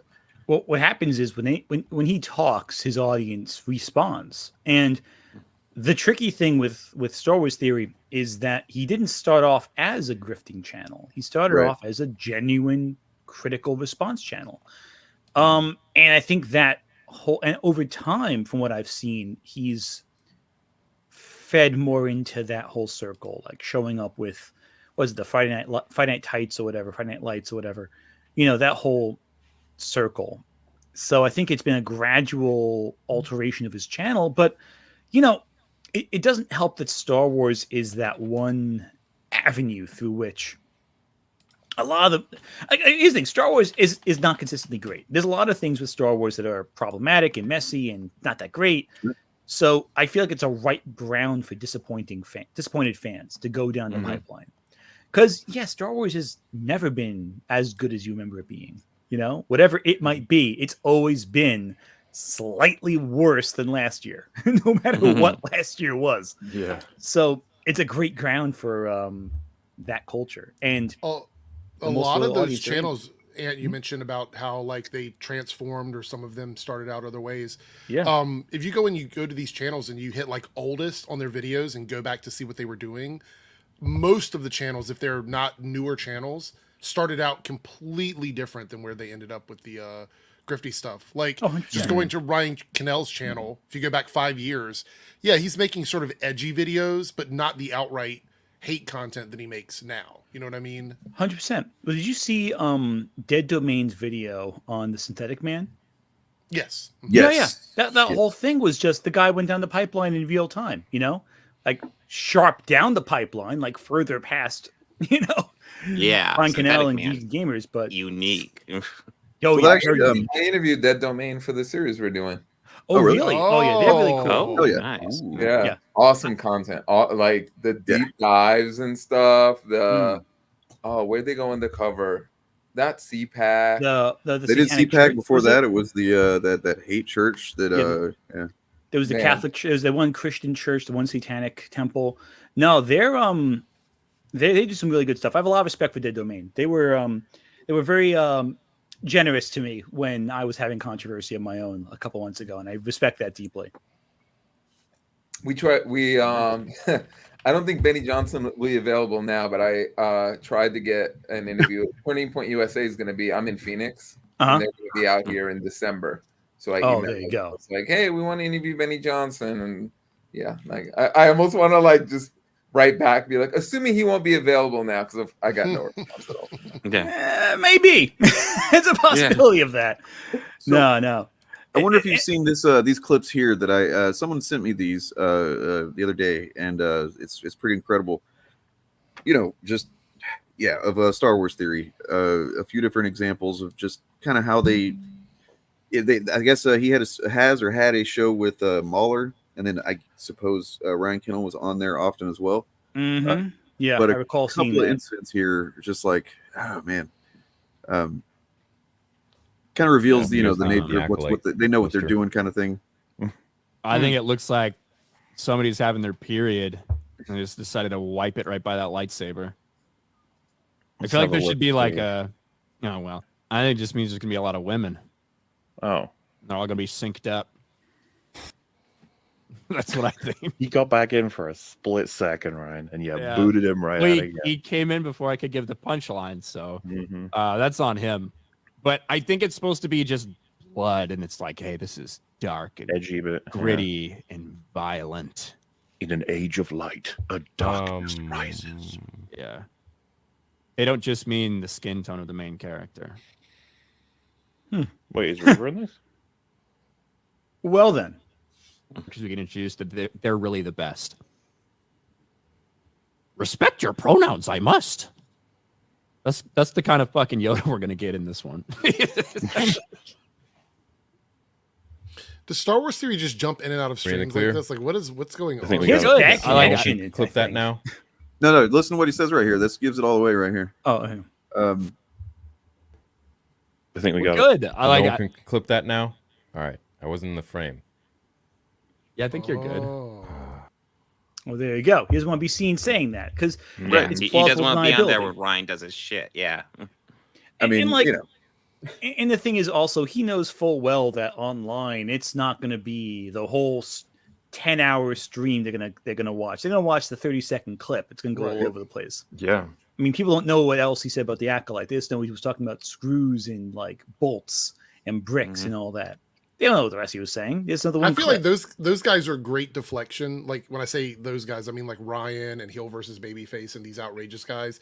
They are great deflection for the moderate bigotry that goes on there, because you can get on there and say some really crazy shit, but you're not Ryan Cannell, you're not Az, and those are the ones that everybody clips and talks about. So it's sort of. And I think they're well aware of that too. Like, I mean, an example of that I'm pretty confident this is what they were doing was whenever they had Gavin McInnes on, and he at the very end of it being on, he pulled out an allegedly fake penis and allegedly fake urinator all over his desk or whatever. And then that's what, of course, became that everybody clipped that. That's what people talked about of his appearance on there. And it's like nobody's going back and listening to what all kind of fashy kind of traded shit where they agreed on. Second. Do you say he whipped out his dick and urinated on his desk? Yeah. Oh yeah, you've seen that? Why? I mean, good question. Fortunately, I know a little bit about the guy.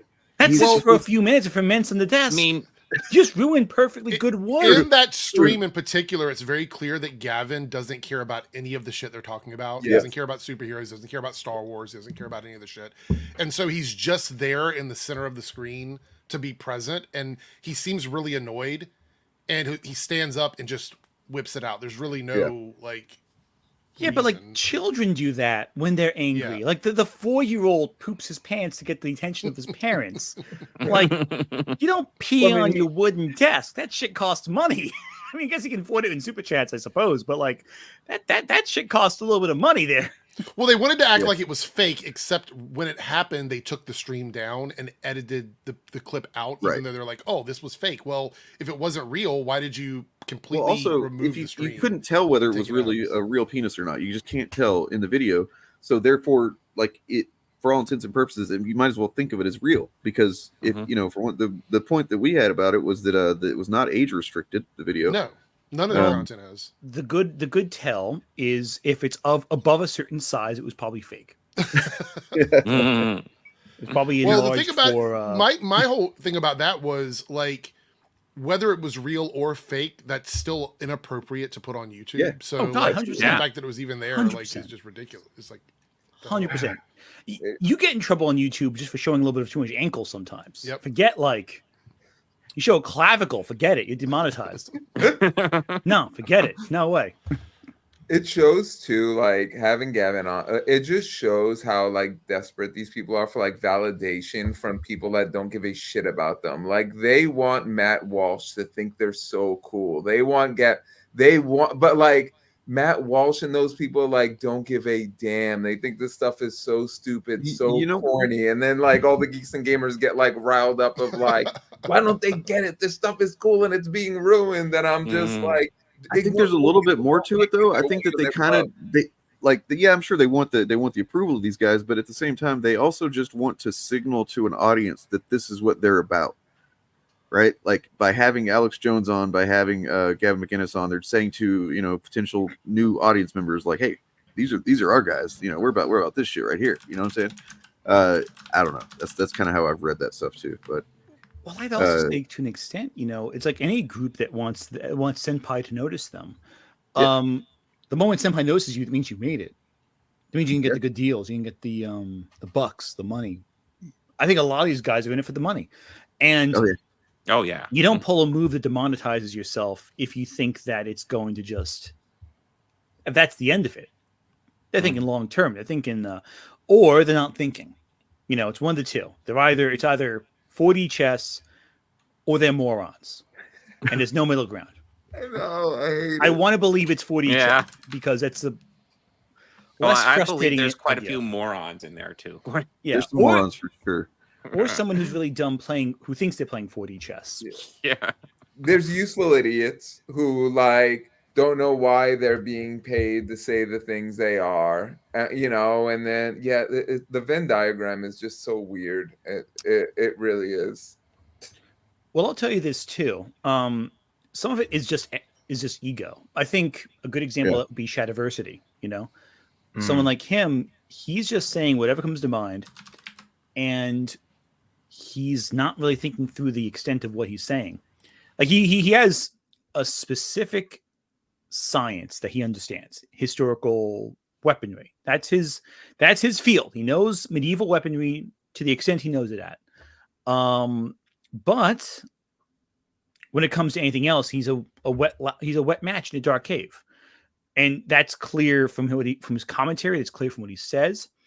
I've been working right now with recently the whole Lily Orchard thing. I've been gone, and she's not. And Lily Orchard, she is not she's not right wing. Well, she claims she's left wing. I think she's more centrist right, but that's beside the point. You see a lot of the same patterns between her and people like Shadiversity and all those other guys. They both think they're smarter than they really are. They both say things that kind of puts themselves at odds with their own party to make themselves seem like the reasonable party. Yeah. But at the end of the day, you push the knowledge a little too far, and they show how little they know. So this is a censored version of this clip, and it's a very short one, even though it's 4 minutes. It's at the very beginning of this clip. I just wanted to show how this all went down so you can get the context. There's a lot of people in chat. Please show me the uncensored back in the day. There we go. Jesus. Oh, it's uncensored. I can't believe it. The left is censoring our media. It's already started. So sorry. Oh my God, Jesus Christ. Christ. I'm sorry about this. Oh my God. Sorry, guys. Whoa. And there it is. So literally just stands up and starts like peeing on his desk. So okay, hang on. So I think RK's okay with this. He had to know. He loves it. Yeah, you can tell a couple of them knew about it ahead of time for sure. Oh yeah, Like, he's probably thinking the whole time. Oh my God, we're gonna he's clip already this. Oh, he's so giddy about it. Yeah. And there Arcade He's might be a secretly little pissing wrong. under his desk as well. No, Yeah. no. He's thinking. I'm gonna Look at their clip face. Look this. at the responses. It looks like the ladies down at the bottom probably didn't know this was going to happen. right. because That's they what I were- remember Yeah. thinking back then too. Is like the Yeah. women did I not didn't know. tell them. And yeah. But And look probably at Shaq. Ryan. Ryan Shaq is the didn't know. only Right. one that seems completely unfazed, and Nerdrotic is like, oh, okay. But Ryan is just like, oh, yeah. But like, how do you react to that? Like, that's the thing. How do you? I don't know how I'd react to it. So I have a hard time judging anyone's expressions on that front. I would probably just like. I would just be like, I'd have the delayed Like, what the reaction. I'd be fuck like, am I on? yeah, I would have the delayed like 30 seconds later. Have the wait. Hang on. Did I see this song? Yeah. So I can't judge What anyone's stream is reaction this to that. again? Yeah. I'm like, I didn't know this was the OnlyFans page. I thought I will also I say wasn't ready this. for that. This is what makes me question sometimes YouTube's ability to like moderate their own site. If any other channel, a smaller channel, would have done something even remotely close to that, Oh, yeah. the channel would be completely gone from YouTube. Yeah. 100%. Absolutely. Well, I'll tell you this. I've gotten a few videos demonetized recently. A couple, not many, just one or two here and there. And usually I think, well, what could it have been? It was just me talking. It was me sitting down in a chair and talking. And I think, I had a guest on. Maybe the guest said dropped an F-bomb in the first 30 minutes of the video. And it's like, that's the only thing I think of, Mm-hmm. I did a video on, again, Lily Orchard again. I'm sure it's a topic I brought up at least 5 times so far in this stream. I used it as an excuse to discuss tons of media I would never be able to discuss otherwise, on my channel. One of which was the movie I Spit on Your Grave. Have you seen that movie? Have you ever heard of I Spit on Your Grave? Okay, so if you've seen that, you know. Okay, so Eric knows what I'm going to talk about right now. Or Eric, right? Yes. Okay, awesome. Eric knows what I'm talking about. But I will make sure I wasn't saying it wrong. I found I was saying De La Rue's wrong this whole time, so I'm not even going to that one. Anyway, so the thing is, if you know the plot of the movie, I won't repeat it to don't get demonetized. I only got my video demonetized when discussing it. That's the only thing I think of that got that video demonetized, because nothing else in it is remotely explicit. But that plot, you can't describe the plot of I Spit on Your Grave without mentioning a very specific thing that happens in the movie. It's the entire first half of the movie. So I think that's what it was that got my stream demonetized. And that's just mentioning it. That's saying a word, one singular word, versus deciding to take a sprinkler out on your nice wooden desk. Just come downstairs. I know what to tell you. People are weird. Oh my goodness. I think that just movie was listed don't as say grape, except it's not grape. Yeah, there's a lot of things you have to say, like you have to code the words to get through with YouTube. Like I know on TikTok you have to use unalive when you talk about any kind of death at all. Like it's unaliving, or I think YouTube's a little more safe than that. I think. Well, Brad looks shocked by that one. Yeah, on TikTok, That's wild. You can't say murder or kill or anything. You have to say unalive. I've noticed like that even with like an assassination. Like I'll notice like the word assassination like have asterisks in it, and then I'm like, that's if it's assassination attempt, it's like, actually can't talk about community. That's because of the ass. Yeah, I actually think it's because they don't want to really moderate their service, so they just block out anything that might be controversial. Well, how can you moderate it? How can you physically moderate that many videos? That's the problem. It's just too big. Like the only thing you do is employ programs which are imperfect by nature, and Well, your boy Zach here on YouTube, the Richard Meyer, said that he's moving to TikTok. He's going to start making content for TikTok. Oh, really? Yeah. Good luck. Probably Interesting. Probably has nothing to do with the views that we were on his channel that we were looking at yesterday. Does he have only a few hundred views every video now? Like what? Yeah, he made a video kind of complaining that he pissed off initially the SJWs, which he didn't care about because of all of his views. Now he says he's pissed off the he calls them the birthday party clowns, which is basically the fandom menace group, the fellowship. He's pissed them off, so now they don't like him. So now he has no one listening to him, and he feels like he'd be better off going on another platform than trying to make content on YouTube. That's not true. We listened to him yesterday. We listened to a video where he almost definitely was referring to us a couple of times. I actually think the other thing is that, it's sketchy. He's probably lying. But I think the thing is that we're seeing right now, we talked about this last week, that there seems to be this division forming in that community where people are seeing the extremity of how far they'll go to be like sexist, misogynistic, racist, all of these things. And the people that aren't quite as pieces of shit as some of the other ones are like, oh, that's too far. That's not really what we signed on for. We should be calling out actual wokeness and stuff. And you're just saying that everything with women is bad. And I'm like, oh, that's kind of what we said they were going to do from the beginning, because you could see that was the direction they were going. So we're seeing this like wall form between like members of that community. So I mean, it's just a continued version, another entry into the Chudpocalypse, right? When you look at that too, you look back to like there was the one, it just went viral again on certain communities. The one list on Steam of woke games not to support, Brutus. Yeah, it's been going on for a while, but like that went back into play when they said that the Wukong game was too woke for them. That Space Marines 2 was too woke for them. And like the problem is, here's the thing: some games, they're just not good, right? Some games just aren't fun to play. They're not well designed. They just aren't compelling. They don't don't capture the lightning in a bottle thing that people need. But in those games, make fun of them, blame it on it being woke. No one's going to care. You get a game that they like. You say, that's too woke for you. They're going to go, hold on, wait a second. I like that game. Yeah. What's wrong with that game? I enjoyed it. You saw an extent with that with Baldur's Gate, how it won every single award last year. And people were going like, that's too woke. There's too much gay stuff in it. Like, but it's one of the most popular games in the world right now. People love it. And they didn't. They struggled with that grift for a little bit, and then they stopped because they realized they're going to lose that battle.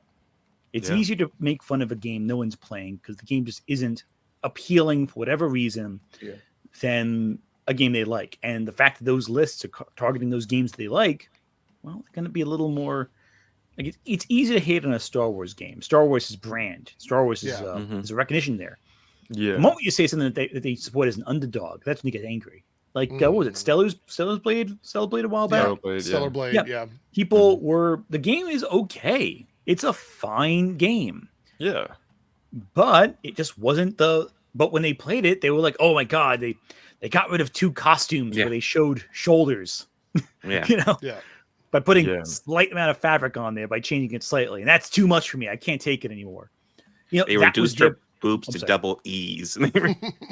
Well, I mean, that's the thing right there, isn't it? Like you take something they're familiar with that they like, and you just push it just too far.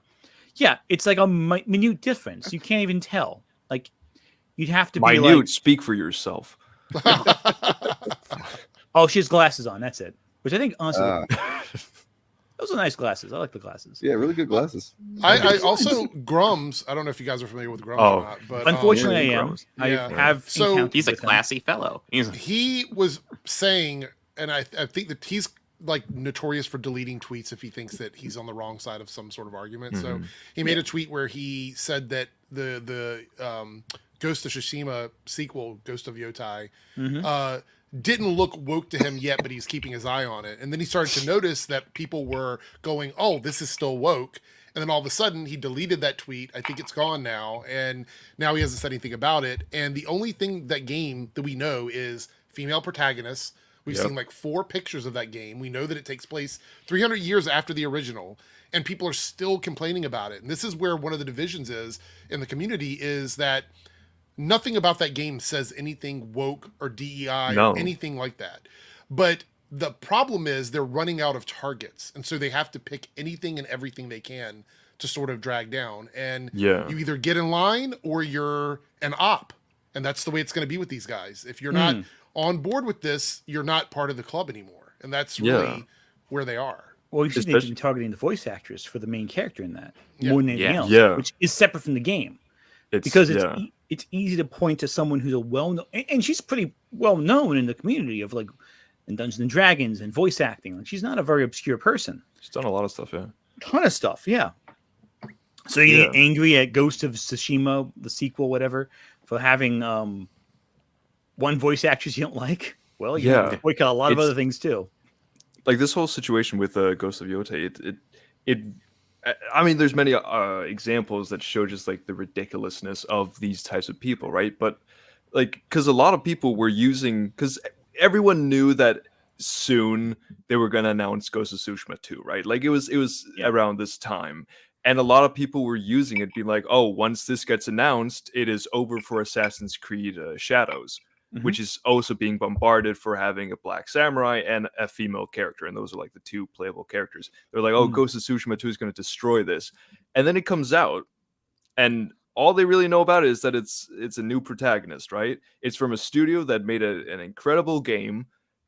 There is no reason to assume that this game is going to be bad, right? Like there's no evidence of that. Everyone has been excited for it, but then they see that, oh, it's a woman, and then they just lose their fucking minds and they completely switch up on it. And it's like, it should be so easy to realize. Like there's no consistency in these arguments. There's no consistency to this ideology. Well, you think of it this way too. There was the Minecraft movie that came out. A movie that looks absolutely terrible. By any metric of the word. Yeah. It looks like Absolutely. garbage. And everyone with eyes can see it looks like garbage. And I can point to 100 reasons why it looks like garbage. But every single one of these right-wing grifters who looked at it went, "Up, there's a black woman in it. That means it's going to be bad." And they missed 50 other things. That's the thing right there. Like you're missing the real awfulness of this, the cynical marketing of it, the bad effects, the terrible integration of the idea, the sloppy isekai plotline that they're clearly going with. Like there's a lot of it's derivative and bad, and but like you're missing that to focus on the fact that one of the characters in it, who's like not even like one of the big draws of the film, happens to be a woman of color. That right there is what they're obsessed with, and it's kind of proof there that their complaints are kind of superficial. I think anyway. Yeah, I mean, I also want to. I was gonna say about the Minecraft movie. I feel sorry for all the artists who are working on it, because like obviously this is a studio mandate thing. They bought this thing and they're making a movie out of something that really doesn't even have a narrative. Feel sorry for everybody working on it, because it's like it's a losing battle. Yeah, well, absolutely. I just hope to get paid and to get more jobs after. Yeah, that's what matters. Hopefully. Yeah, but not hopefully. If they don't get paid, that is breaking a lot of labor laws. Yeah. But I mean, kind of what you were saying with like it is so obvious. We a couple of weeks ago we had the Birdman on here, and at one point we talked about the Lightyear movie, right? And Bobby also mentioned this, but it's like there are things I don't like about that movie, right? I don't think it's a horrible movie, right? But it's like I do think it has some problems, and I'm finding people have problems with it. But so many people just hyper focused on the fact that there was like a split second like gay kiss in it. The hardcore gay sex scene, is that what you're talking about? Oh yeah, exactly. Just that one. And it's like and it's nothing, and when you compare it to any other kids animated movie, right?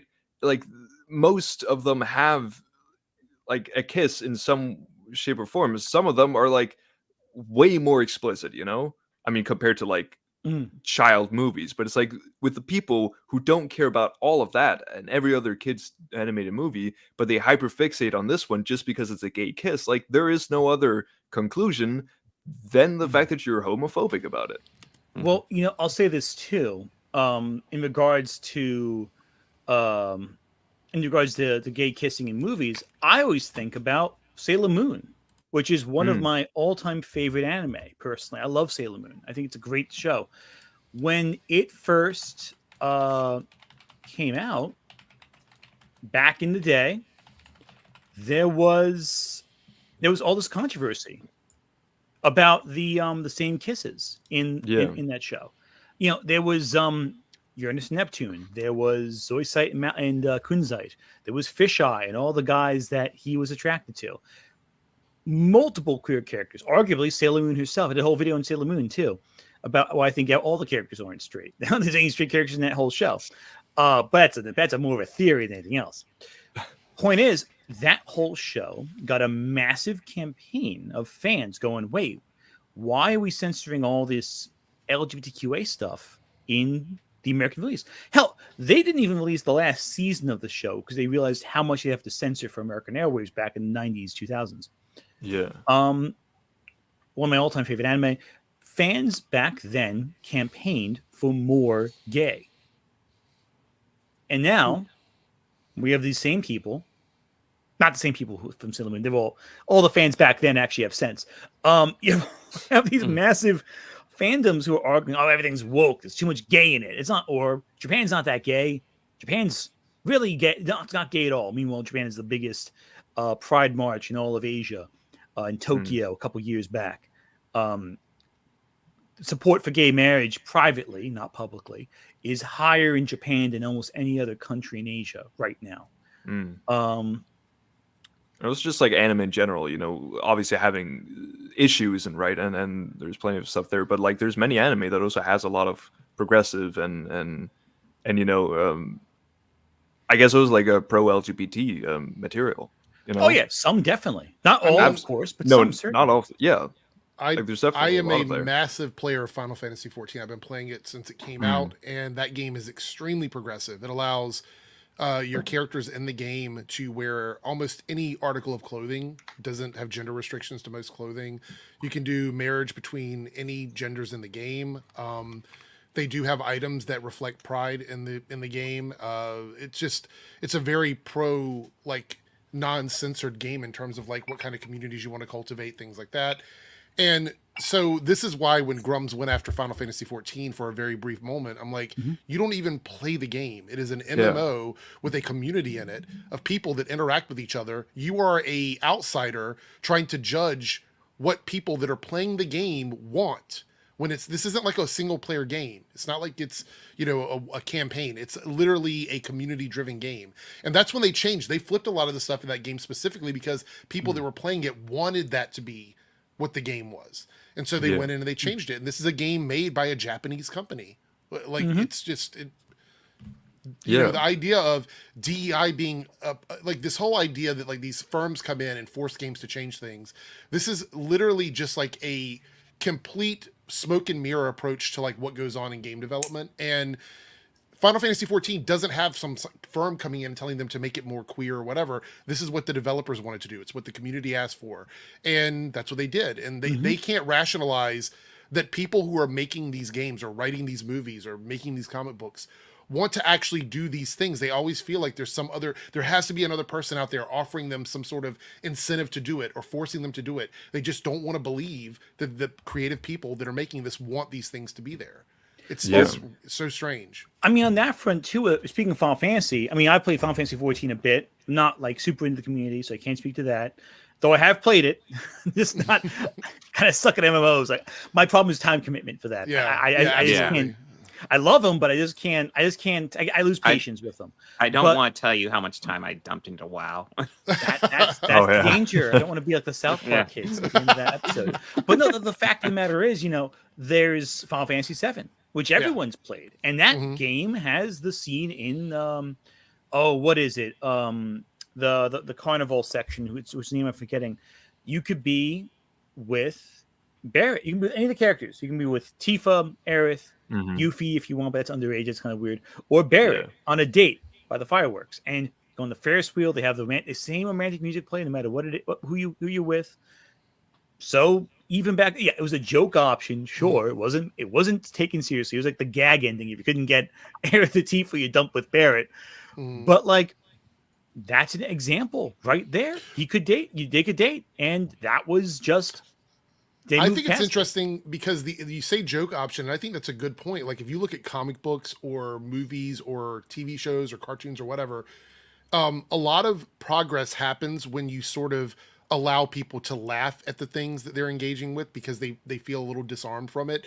So seeing queer people existing in the beginning, like you back to the 90s, you got like Priscilla, Queen of the Desert, you got Chawang Fu, you got all these movies that sort of made people laugh at what queer people are or who they are in the world, and it allowed for the progress we have now, because I think we've talked about it, Dane and Bob, we and I don't know if Turf was here or not, how like you have to have some of the things that are a bit cringy to get to the actual progress you want, because opening that door is always going to be difficult. So looking back at something like that, I think that even if you look at it and you go, oh, it was for the jokes now, like you said, which I do agree with, I think that that has led to more progress in gaming now and in media in general by allowing more reality to be present instead of everything just being for the laughs. And I think that's a positive. So I'm honestly not asking this. I'm sorry. I cut you off, Brad. I'm sorry. No, I'm not asking this because I have some preconceived answer in my head. I honestly, Eric, until you like said that, I hadn't thought of this. So I'm not like, well, I don't even know. I may have an objection too, but I'll throw it in after you say your thing. I'm so sorry. It got me thinking if, like, you know, the Daily Wire making these movie like Lady Ballers and all this like crap that's coming out, but are they kind of shooting themselves in the foot too? Because maybe they're doing that same thing to their audience. You know what I mean? Like, is that going to have the opposite effect on them than what they think? Disarming them? Yeah. Let me ask a quick question. And this is maybe too personal. If it is, just tell me to shut up and I will. How many of you are not straight? Oh, I'm definitely not straight. Cool, awesome. So then, I just make sure I don't like say anything that's like pushing too far or anything like that. Just I don't get offended by stuff. We're not. I mean, like even those of us that are not like they're just straight. Basically, it's we're down to talk about whatever we need to talk about. You know, I just want to make sure I don't go into the weeds on the detail. That's all I'm saying. No, you're good. You can do that. Cool. Awesome. So obviously, like, it's tricky, right? Because queer representation, and again, a lot of my content outside the grifting stuff, it's a lot about queer representation. So this is something I'm like put a lot of thought into. You know, yeah, you get some comedy, but the problem is with a lot of the humor is, yeah, it introduces the idea to a straight populace, but sometimes what it also does is it creates stereotypes that can be harmful, and no amount of humor can get rid of an idea once reinforced. People are locked in. That's why a lot of the grifters go back to the 90s in their minds. They're like, oh, this was the golden era for gay people because of that reason. Yeah. 100%. A good example of this, I was just doing a video a while back on horror films with queer rep, kind of subtly woven in. And something a lot of people, and you know, I interviewed a couple people for this, and they always brought back the same topic in all these interviews, talking about Silence of the Lambs. Now, that's a movie that, you know, the main antagonist of that, Buffalo Bill, he wants to make a women's suit.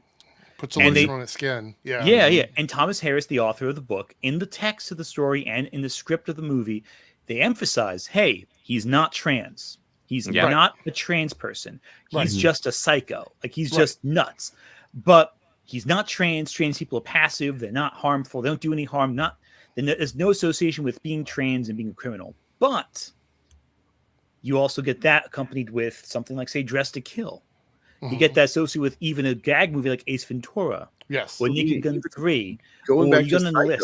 Like, or Psycho. Well, Psycho too. Well, Buffalo Bill, Norman Bates, and Leatherface are all inspired in part, not directly, but in part, by Ed Gein, who was a real person who did create a suit of women who looked like his mom to dress up in. And that was his whole thing. That's as you do.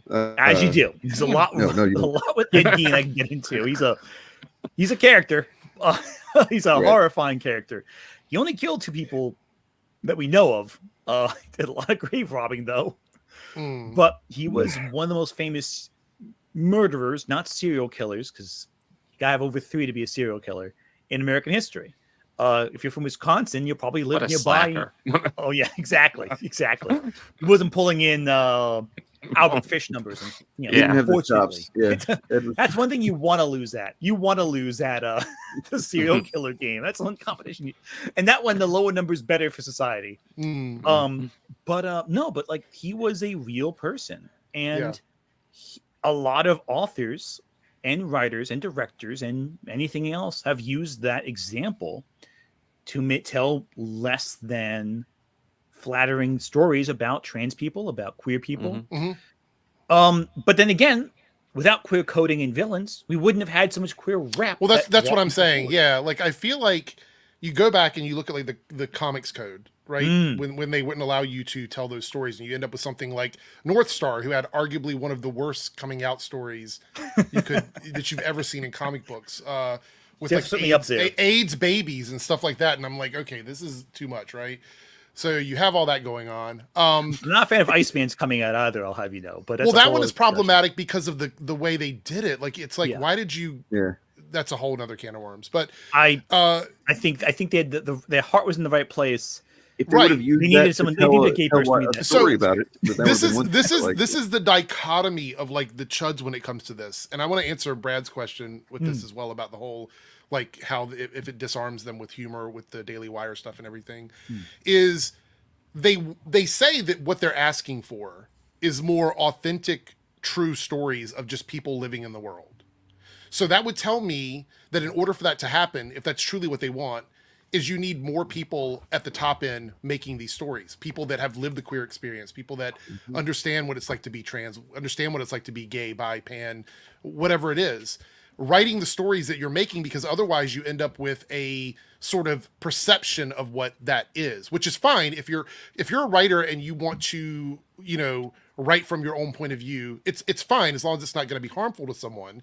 And a lot of that comes from ignorance. And I don't mean that like as a offending somebody, oh, you're ignorant. Like, it really does. There's a lot of things that I'm ignorant about. You know what I'm saying? So it's like, it comes from a place of ignorance. So they're asking for more genuine stories, but that's not truly what they want, because that would mean that would put more queer people in positions of writing and directing and producing and things like that. So they're struggling with that a bit, because you can't say you want something to happen, but you don't want to give people the tools to make it happen. That just doesn't make any sense. And then the idea of disarming, which you were saying, Brad, about like Lady Ballers and stuff, I thought it was quite interesting, the reception to that movie and to like the Mr. Bertram animated series on there, is a lot of the fans were sort of like, we wanted content that didn't talk about this stuff all the time. We didn't want to see gay people in media. We didn't want to see trans people in media. This is what we don't want to see. So they're putting that out there as like satire, parody, comedy, or like something like that, because the reality is they understand that entertainment does require you to include people that aren't just like you. You have to have that sort of highs and lows in it. And they don't know how to make media like that. Like, honestly, the fans of that probably would go, like, if you wanted to make a generic Mission Impossible with literally no diversity at all, they'd probably be on board with that, right? That would be something their fans would probably watch. Or a Roseanne clone, like something like that probably would work. But they don't. They keep going back to media about minorities, about marginalized communities, about women, about trans people, about gay people. They keep going back to that because that is the only thing they know how to make fun of. They can't make fun of themselves. Yeah. They only know how to make fun of other people. I have a question for you all. I'm not sure if you noticed me grabbing a book off my shelf a second there. I thought you were about to do something else on your desk. What? No, I'm not going to worried. whip that out. No, I'm wearing jeans today. I'm going to keep them on. Thank you very much. I don't want to get your channel demonetized. You ever read this or see this? This is, you know what this is? Angels in America. I have Angels- seen It's a that. book. Yeah. Oh, yeah. I've seen the HBO miniseries, I want to say. Oh yeah, it's same text. So you've seen the play basically, just on on a filmed version. It's one of the best versions of it too. Well, one of the most accessible anyway. For those of you guys who don't know, Angels in America is a 1992-93 play by Tony Kushner. This won the I want to say it was one of those big play awards. It's a gay fantasia of America. It's the AIDS crisis, basically, as told through the lens of an epic poem, much like the Iliad or the Odyssey, just in modern day New York. I want to say it is.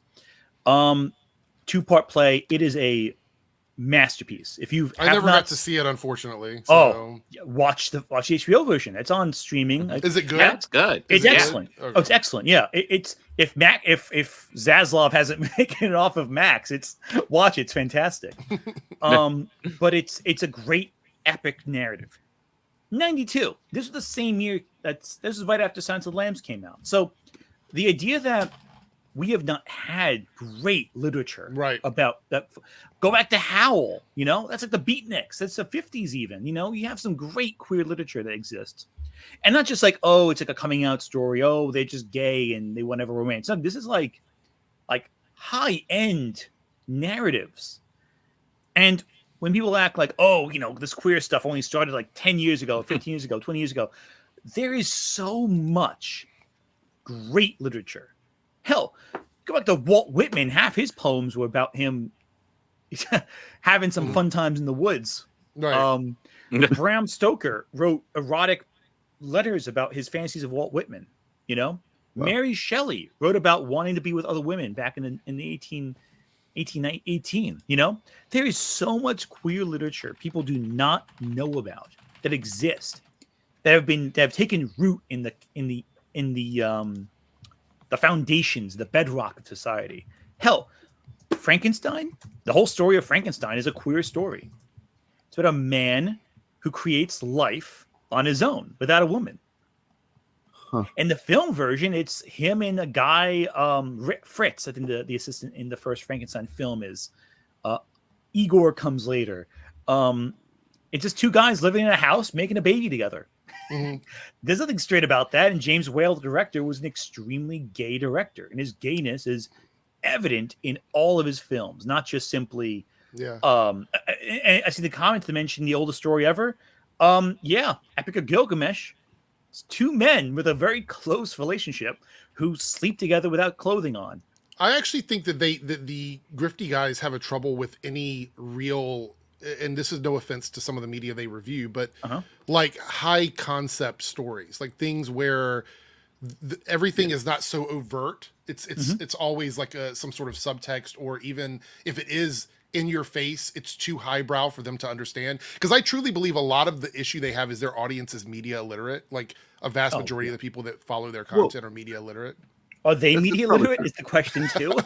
Yeah. I doubt about some of them. We have this collection of clips that I call grift clips that kind of just little moments that expose these guys in various ways, and this one is probably, I think, most people's favorite. It's just pretty awesome. Except for, it doesn't look good for Critical Drinker, but oh boy, I'm gonna hate this song. There's a reason people like in the West are starting to draw more and more towards Korean or Japanese filmmaking. It's precisely because it's a bit different from what we get. And that's a good thing. Yeah, what is the most recent Japanese film, or at least entertainment, that you enjoyed so far? What am I thinking of? See, a lot of them would be older ones, like Old Boy, for example. I really enjoyed that one. I know it's not Japanese, but yeah, it's not Japanese. It's also 20 years old, man. Yeah, probably stuff like that. Crouching Tiger, Hidden Dragon, and like that, and it's like Chinese, I think. But yeah, like one it's Drive My Car. Midori. I mean, just an anime or something. You know what I mean? Like anything. When your entire argument predicates on recent media and from Japan being more popular, and you can't name one Japanese film, I think that speaks to how little these guys, at least so far, have been challenged at that level, right? Like they can just say whatever the fuck. He can say whatever he wants. And say a new one. Takashi Miike's Gozu involves a scene in the movie where two Yakuza members, one becomes inside out with a woman, they have sex, she gives birth to herself, and there's a guy with a cow head in there somewhere. I don't know the fuck that happened. That's Japanese movies. That's 25 years ago. Yeah. Hell, Tetsuo the Iron Man, a movie that's about 30 years old, but not new. It's like 89, whatever. It ends with two men making love, becoming a giant phallus made of combined metal from their sprouting bodies, and decide to fuck the earth and destroy it by turning everything into corroding, rotting metal together as a sign, and this is explicitly stated, of their love. To destroy the world by fucking it with giant corroding metal. That's cool. 88, 89. That's like 35 years ago, basically, almost. And that's older Japanese stuff. Forget about like Drive My Car, Midori. Hell, if you want to talk about anime, we can talk about anime.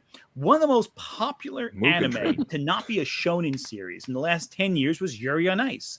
Back in 2016. That series wasn't heterosexual by any stretch of the imagination whatsoever. Oh, no. You look at, say, the works of Studio Ghibli. Let's say Studio Ghibli, right? Studio Ghibli. You cannot tell me after seeing a movie like When Marnie Was There that the main character Marnie was entirely heterosexual. Yes, she was the ghost that she seemed to have a weird attraction to was not someone you should be attracted to in your life ever, but I digress. And I can go on and on and on because I actually watched the stuff he claims he's watching. Right. Yeah. I mean, what they talk about when they say like, oh, people want Japanese newer stuff, like they are talking about anime, and in particular, big anime titties, like that. That is it, you know, both in video games and TV and movies. Like, but even like some of the big anime from each year don't even have that much. Like, what's the biggest anime that to have come out the past year?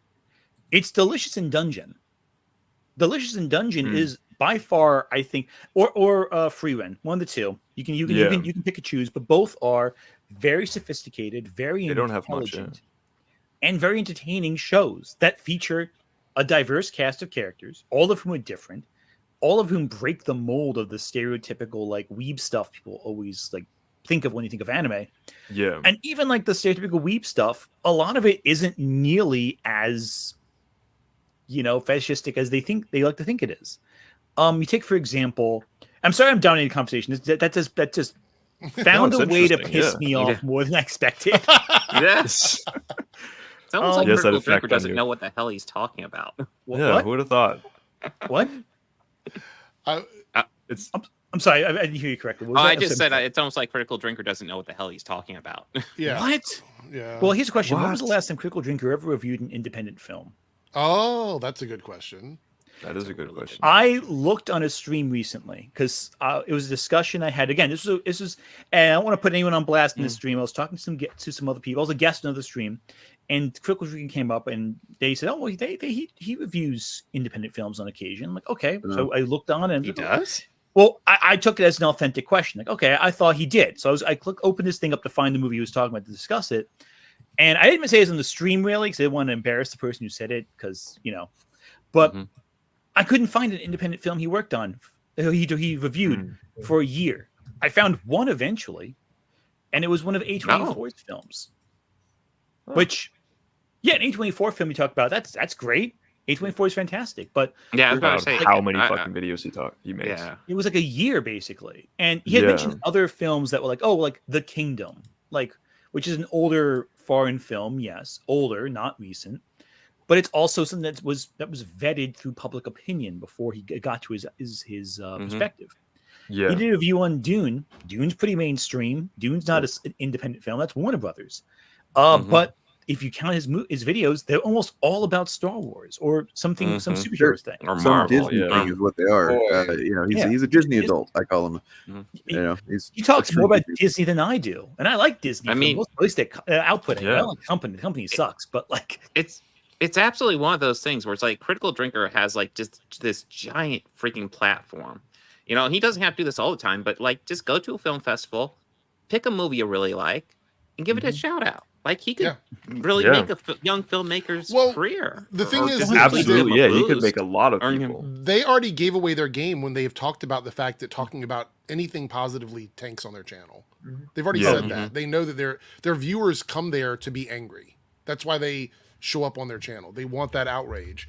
So in order for them to do something positive, they would have to start a brand new channel and like start from the ground up and try and build viewers that aren't there to just complain about wokeness. That's the message or any of this other shit that they talk about. It's a good point. What are those rooms where you go to just break everything?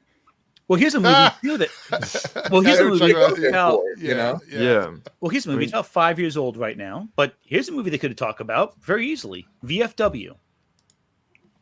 That's pretty good one. I like that it's a good movie, but it's also entirely their wheelhouse. It's everything they'd want in a movie and more.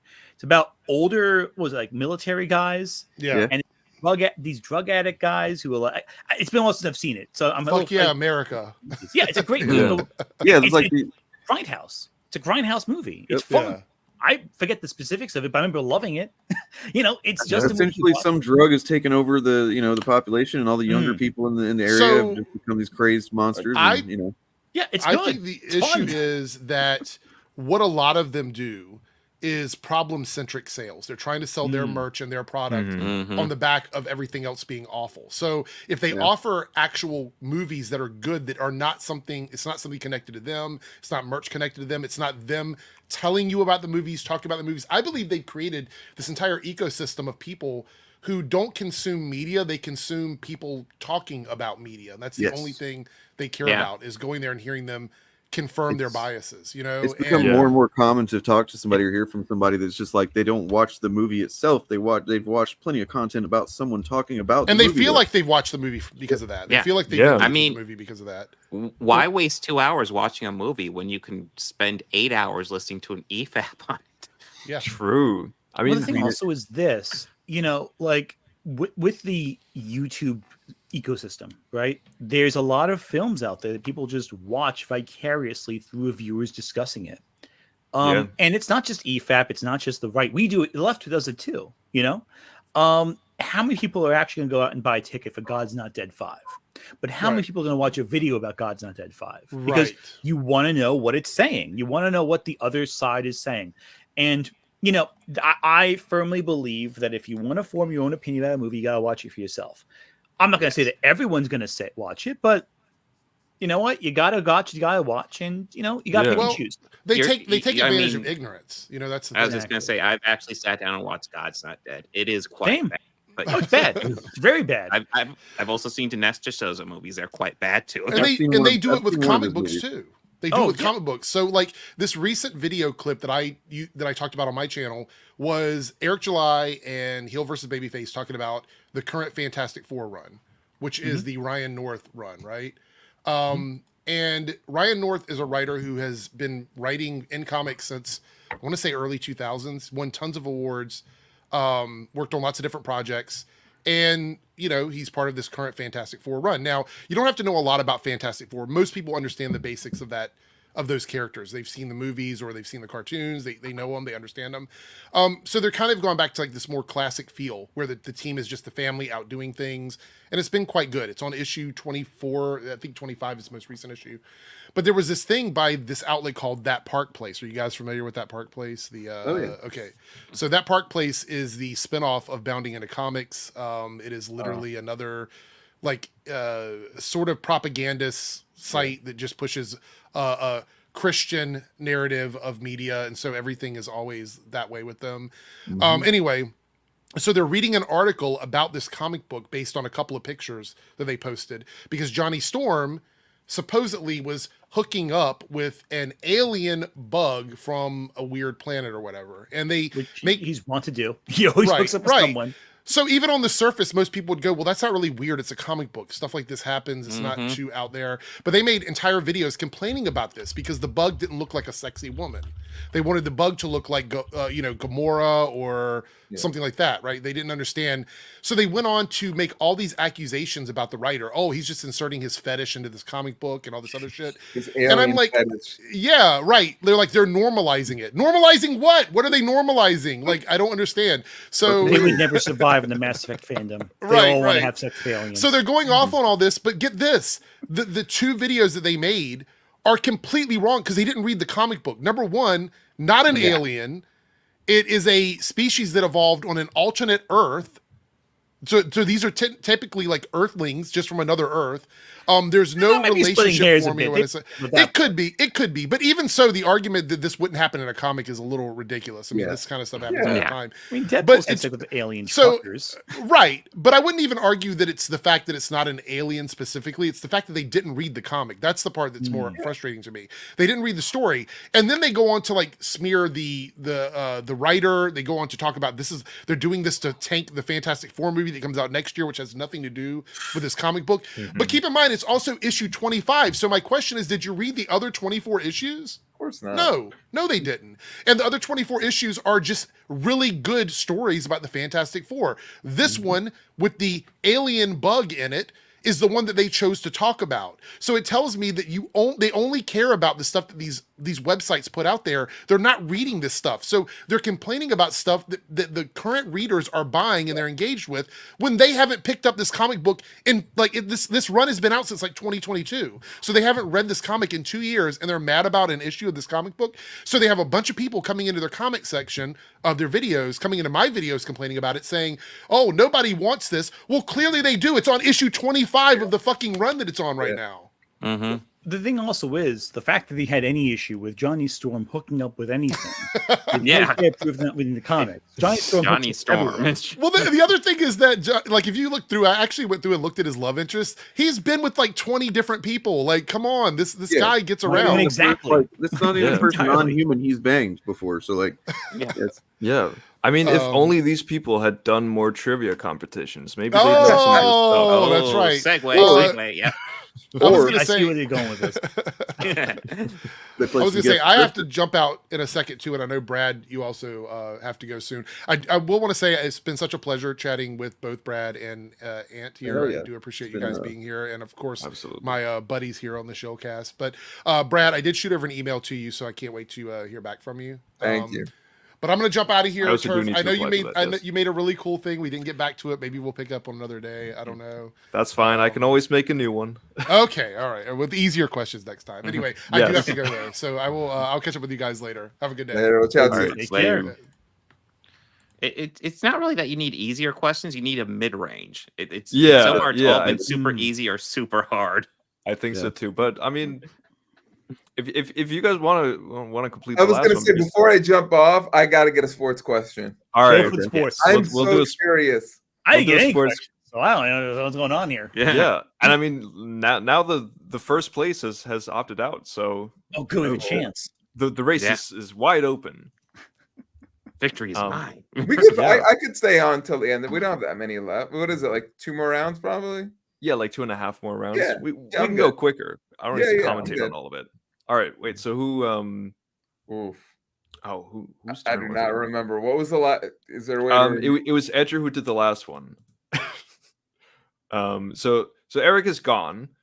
Mm-hmm. I can inherit his points. You give them. Yeah, I was gonna say. Edger got us right up to the edge there, and then Eric just left. So it's up to me now. Right. Yeah, if he's using his points, I'll take them. It's fine. I'll take on that burden. Yeah, sure.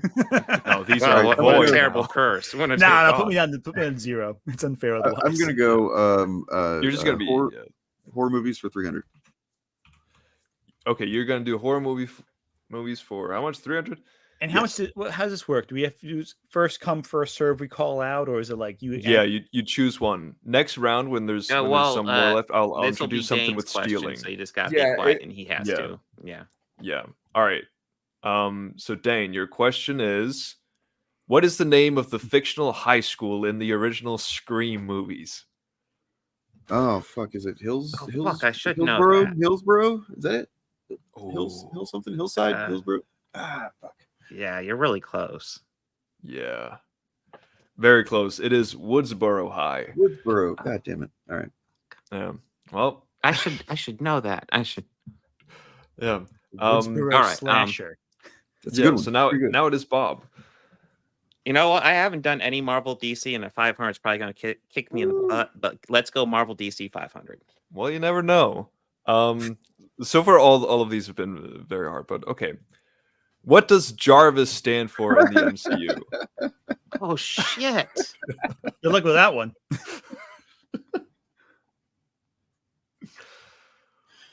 Just a retcon version of automated rock vision. It's goblin spelled backwards. Sauce. Vision? I think you're absolutely correct. 500 points. Yes. Just a rather very intelligent system. Oh wow. Okay. A little bit forced. Just a little forced. That's good. So you're telling me that none of you comic book fans knew any I had of these no questions? chance That is beginning of an opportunity. Yeah. Well, now it's Brad. I've been waiting. I'm talking about wanting to know what's in that sports category. So let's go sports 100. Sports 100? This is gonna make or break me. All right. Sports for 100. Which athlete has won the most Olympic gold medals in history? Oh man, Jesse Owens is the first. Jesse Owens is the first. Simone Biles. It It's Michael is Phelps, isn't it? Michael Phelps. Yeah, it's Michael Phelps. Oh That's yeah. what I was thinking. Man. Was like, no I way, know was that that right? Like, Yeah, swimming just has a lot of fucking discipline. Yeah. Like, discipline. Yeah. It is. A lot of events per round. Long career. Yeah. All right. So now you guys know what sports is.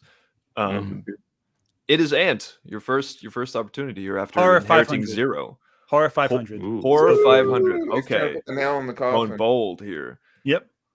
What is the name of the boat It's in the Orca. Jaws? It's called the Orca. what is it? The Orca. The Orca. Oh. Yeah. 500. Let's go. I Yeah, love fuck. that movie. I don't think I won't come up with You know, that. this reminds me, and that I'd looked. What I like to do whenever we have a guest on that's like had some kind of encounters with, certain folks, chuds and online. I like to see what the chuds have said about him. Oh, let's hear it. So I find myself over in r/Mauler, and I found a really interesting discourse happening there about just awful people, but like just media illiterate people is what it is, and like they were fucking they were taking issue with your well, first of all, they mischaracterized your position that that the Cenobites in the Hellraiser films are the good guys. That's what they were saying. Oh god, they always do that. They always fucking do that. So it's like a big go-to one. Yeah. And I saw that before anything else. I'm like, I'm relatively sure that he didn't say that they're the good guys. I can understand why you might say that they are, not. You can't judge them with the same morality kind of thing. That's kind of the point of the thing, right? It's an exercise in, for guys that like to talk about being objective all the time, they don't want to use this as an opportunity to kind of examine morality from an objective standpoint, right?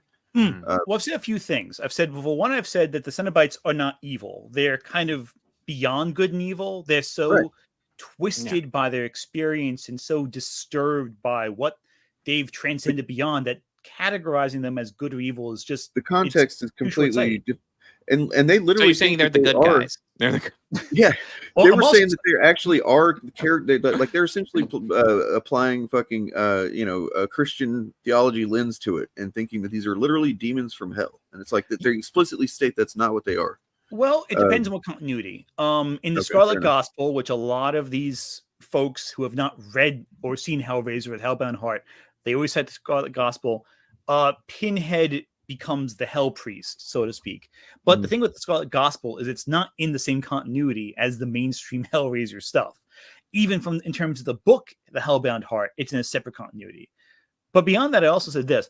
With the Cenobites, very rarely are the Cenobites even the villains of the movies. They're usually more this intermediary presence, right? Like, so in the first two Hellraiser movies, the villain is Julia or Frank, the human beings who interact with the Cenobites.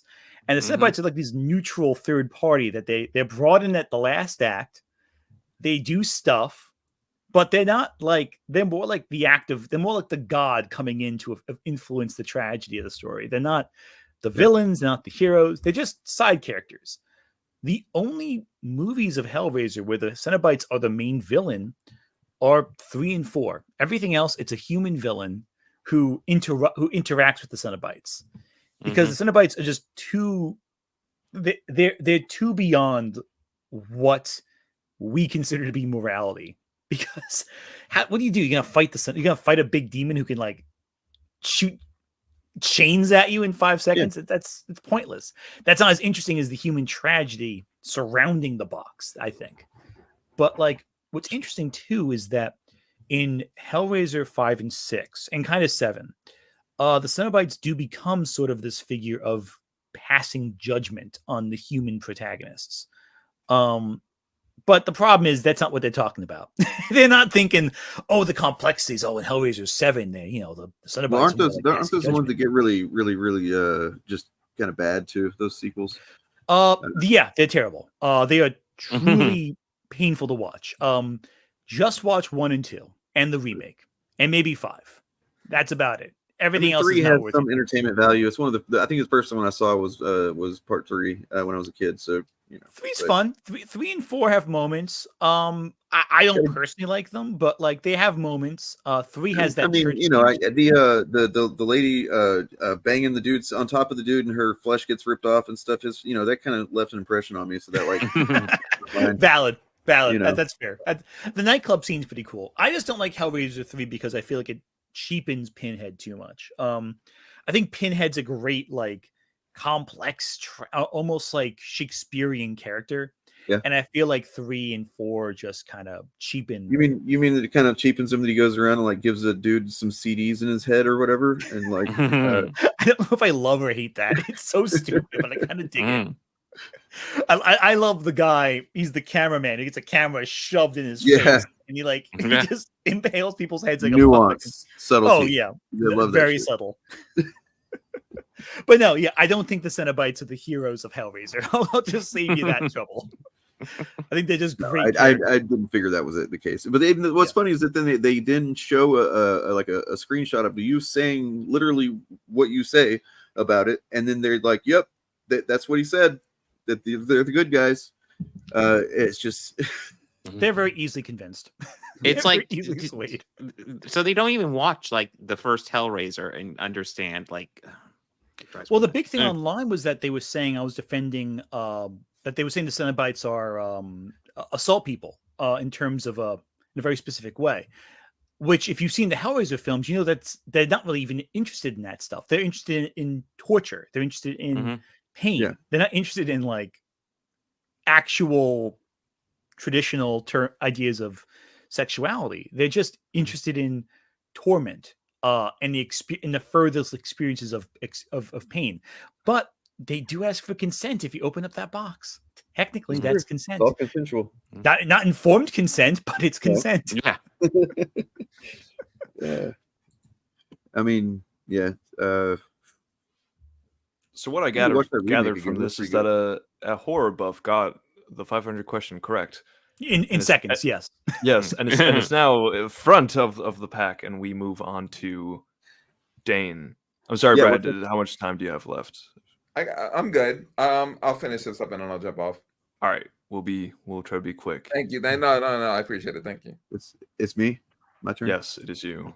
Star Wars, Star Trek 400. Ooh, all right. How many times is the light side of the Force referenced in the original and prequel trilogies? Well, how was that? It's just The a thing. fuck, that's man? That's the number of that in my mind somewhere. Like, come on, that's not even. I think I know the answer to this one. Take it away. 0. That's what I was gonna say. Yep. Yeah. There we Wow. go. Okay. Never mentioned the light side. A little trick question. There we go. Do we get points for that, or do Nope. Last round they're stealing, but there we go. There we go. Ooh. All right, Bob. You know what? I am gonna go sports for 200. Ooh, sports for 200. I'm so dead. Who has the most 3-pointers in basketball? I think my husband too. I think I know this one. I am so guessing. Magic Johnson. It is Stephen Curry. Yeah. God, no way I would ever guess that. Good old Stephen Curry. Yeah. All right. Okay. Wait, how many? Wait, this doesn't fucking. Oh yeah, it's because Eric is not here anymore. Yeah. Wait. I'm just gonna say from now on, you can steal. Good. Okay. And so Nice. yeah, if the person can't say it, then you have an opportunity. If there's multiple people, damn, what do I do then? If there's Alphabetical order. Yeah. Fight to the death. Duel, Yes. Pistols at dawn. I got your back, Bob. Mhm. No, Yes. actually, damn. Oh, yeah, that was a horrible suggestion on my part. There you go. All right. Yeah, I'll figure that out. All right, Brad, what are you going for here? I'm gonna go sports 500. Let's just get back in this. Sports for 500. Now, this one is for you people over there. How many gold medals did the USA win in the Olympics in 2024? God, I didn't watch it all That was this the year. one thing I said. I was like, the sports include Olympics. 42. Saying 54. Does anyone else have a guess? 54. 2,806. Yes. The winner goes to Bob. Dane, do you have a guess? No, I don't. All right. Brad, you were close. 40. Ah, there's a 4 in the answer. Yes. I'll go with that. All right. I thought all you American people were very, very patriotic, but I guess not. Yes, I'm the picture of patriotism. At this point. Yes. All right, Ant, you have a go now. Let's go with horror movies 100. Let's close that. All right. Close that one out. Let's see. Who was the killer in the original Friday the 13th? Jason's mom, Mrs. Voorhees. Your mom. What was her name? Yep, there we go. I've seen Scream enough times. I know that trick question. Yeah, I was trying to be a little bit meta with this one. Yeah. All right, you're at 600. You have double the amount of second place, which is Bob, and Dane and Brad still have 0, but there's chance to steal. Yeah, now the stealing. Dane, it's up to you now, man. It's up to me. Okay, Chuds and Grifters 500. All right. Who has the most total channel views? Geeks and Gamers, RK Outpost, Young Rippa, Clownfish TV. I'm gonna say. I wish I knew how many subs Clownfish has, because I feel like it's they're the ones I watch the least. Yeah, but they're noteworthy though. We watch them. We watch these guys for different reasons than their audiences do, though. Right? Like, I might steal this one if you don't choose one. I mean, I'm just gonna say. I'm gonna guess it's Clownfish TV. I'm gonna say Geeks and Gamers. That would have been my guess. Anyone else? Bob? Maybe Young. I'll go for Young Rippa. So who does that leave me with by default? Clownfish TV. Wow. Oh, there you go. And upload every week. That up every day probably. That's what it is. That's what I was gonna say. That they seem like there is the lowest effort put into those videos. I knew it couldn't possibly be Young Rippa because it couldn't possibly be Young Grifter July, because you know who has more views than Eric July? You? A lot of okay. Lily Orchard. Oh. Yeah. That's the thing. Like, he definitely has the lowest. Yeah, his videos don't get a lot of views, but I was thinking there's a possibility maybe he had a couple of videos that were huge hits in the day, and maybe that boosted. I mean, he did way back in the gap, as they say. But I mean, he has like 100, right? He has like 100-something million views, whereas Geeks and Gamers RK Outpost are very similar. There's like close to like 230 million, and then Clownfish TV was at 290 million. Nice. So, but we have just unlocked one more Griff clip that we have to look at real quick since it came up. Let's see. Okay.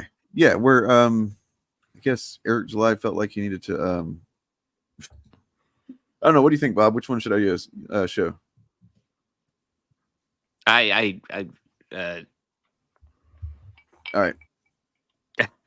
It surprised me. I wasn't about expecting. how about this one? There's so many.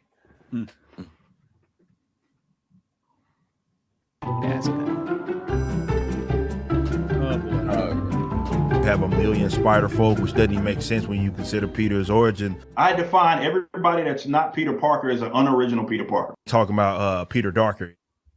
Fun fact, Eric used to like the character, even saying he's more than just a black Peter Parker, but he changed his tune when he found out he could make more money pandering to racist comic book fans who hate Miles Morales. You're just actively making shit up, ha ha ha. Did you used to like him? Not judging or whatever. Just curious. No. Do you like Miles Morales then? No.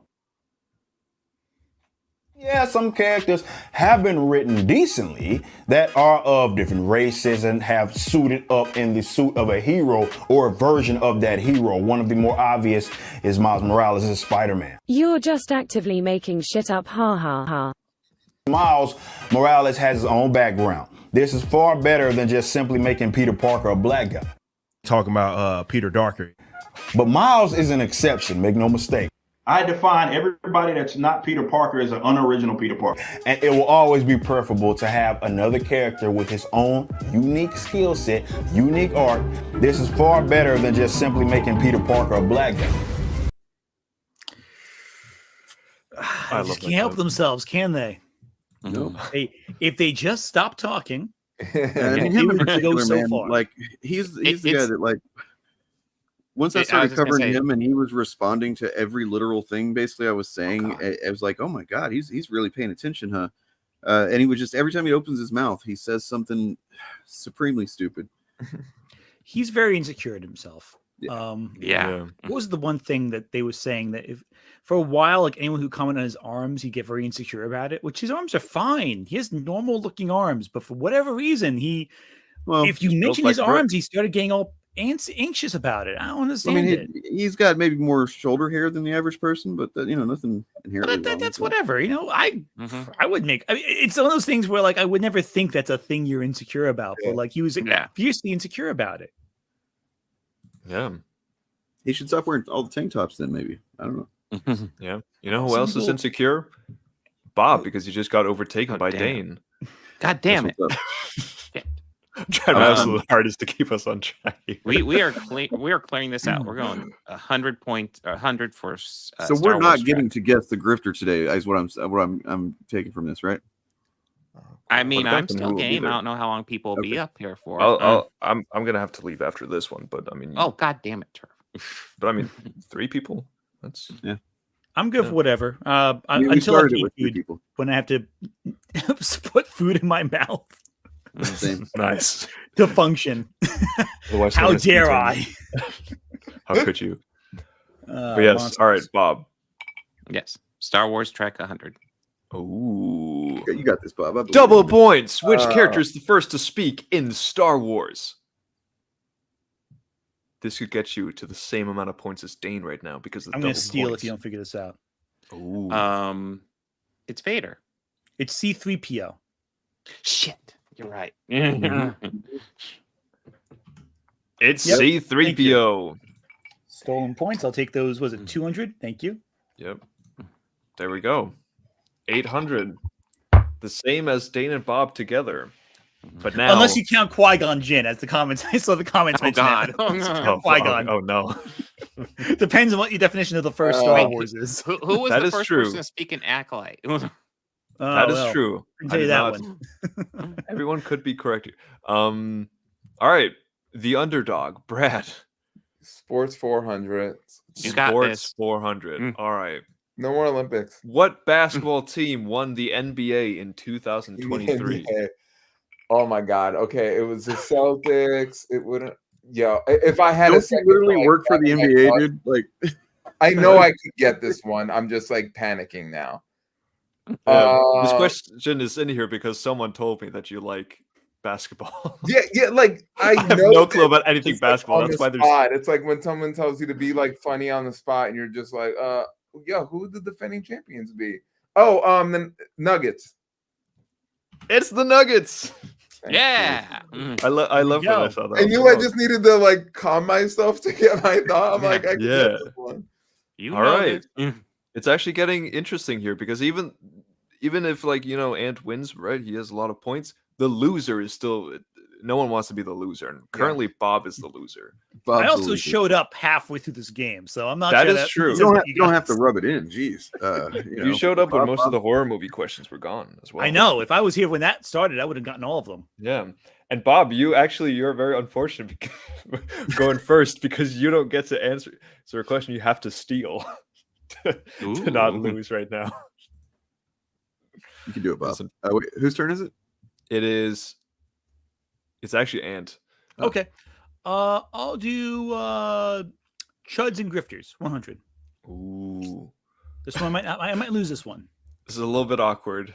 But this is just how our streams go. Which Chud iconically said that one of his favorite Japanese Critical Drinker? Critical Drinker? Is it him? I'm gonna guess.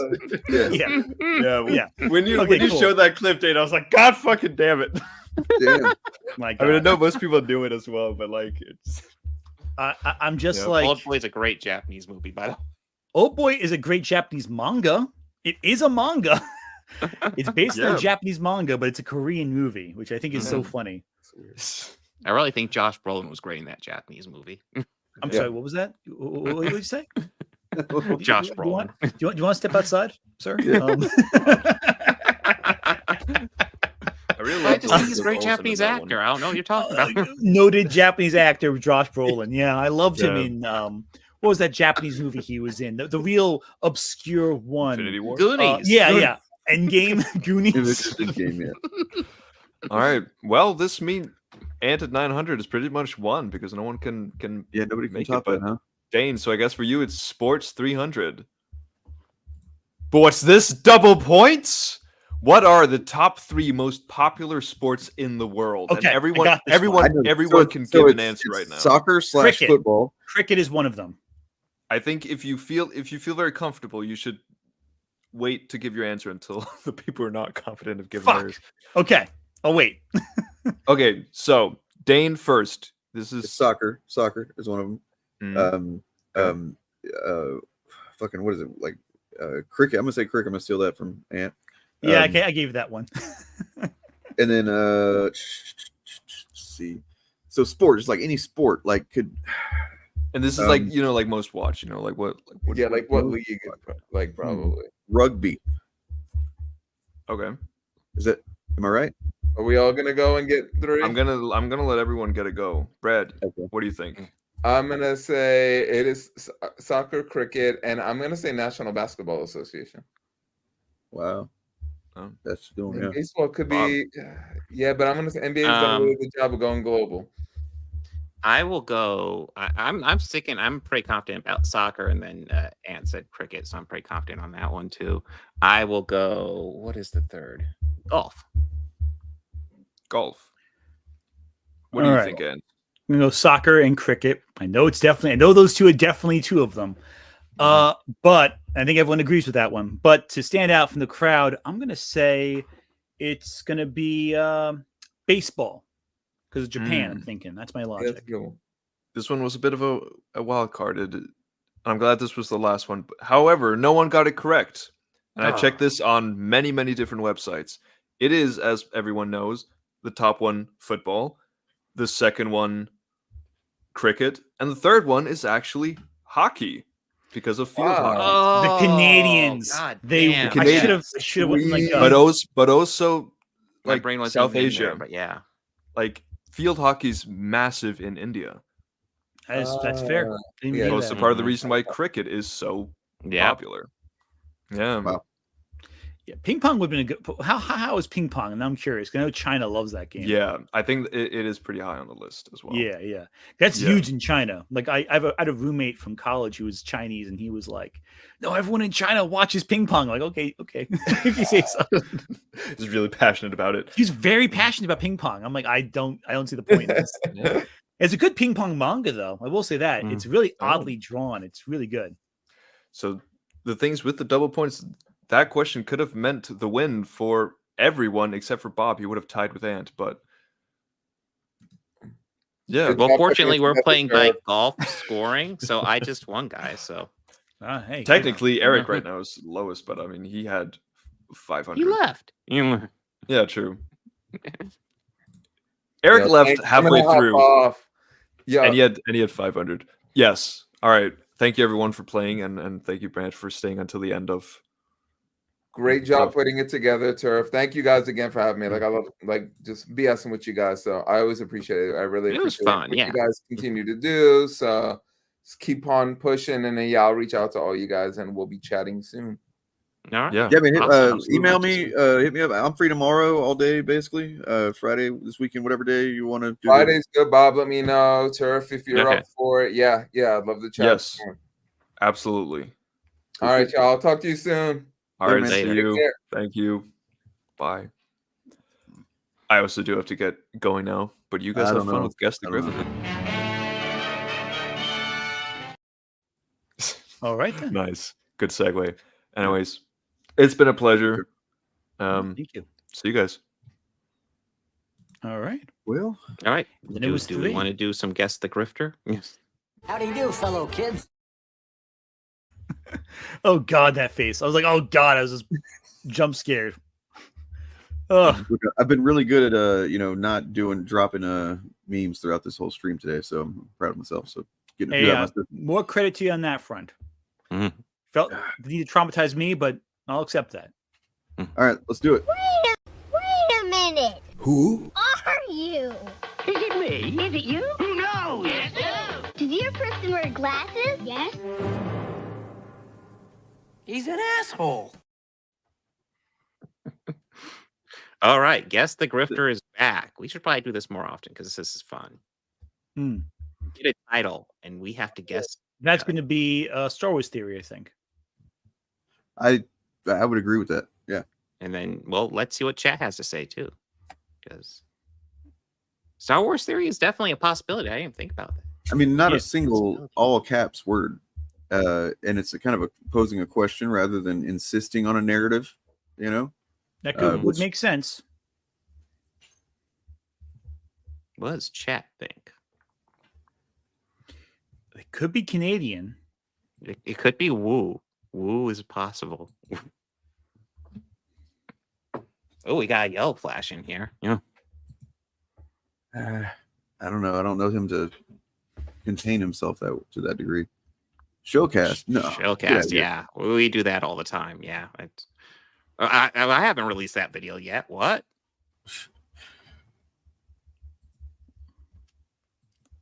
Narcotic. All right, so we got a few guesses, and one person got it right, and they are not on the panel. Oh, it is Critical Drinker. Well, there you go. You can tell by the lazy frame thumbnail. God damn, that pisses me off, man. Man, I put a lot of thought into my thumbnails. I Right. don't actually. I think we all do, you know. And then here's this Try guy. to do something creative and thoughtful. You know what sucks is I've been doing the YouTube thing where you put in 3 thumbnails and see which one does the best. One of those thumbnails is usually one of the laziest things where it's just like a fucking circle, red arrow, fucking word, you know, whatever. The laziest thing I could do. Those things do fucking well, and it kind of pisses me off. You see, I've been working with a couple different designers recently. I'm terrible with thumbnails, so I've been trusting like the graphic designers and artists to do what they got to do. And I find that the contrasting colors really helps a lot. Like having strong colors that differ from each other, it really draws the eye in, I think. Huh. Good to know. Good to know. It helps. Anything helps. Of course, that's not a rule. It's just pattern recognition. That's all it is. You know, so nobody bums out about. I don't want to see people getting bummed out about Drinker having that many views on this kind of, you know, garbage video. So just as a reminder,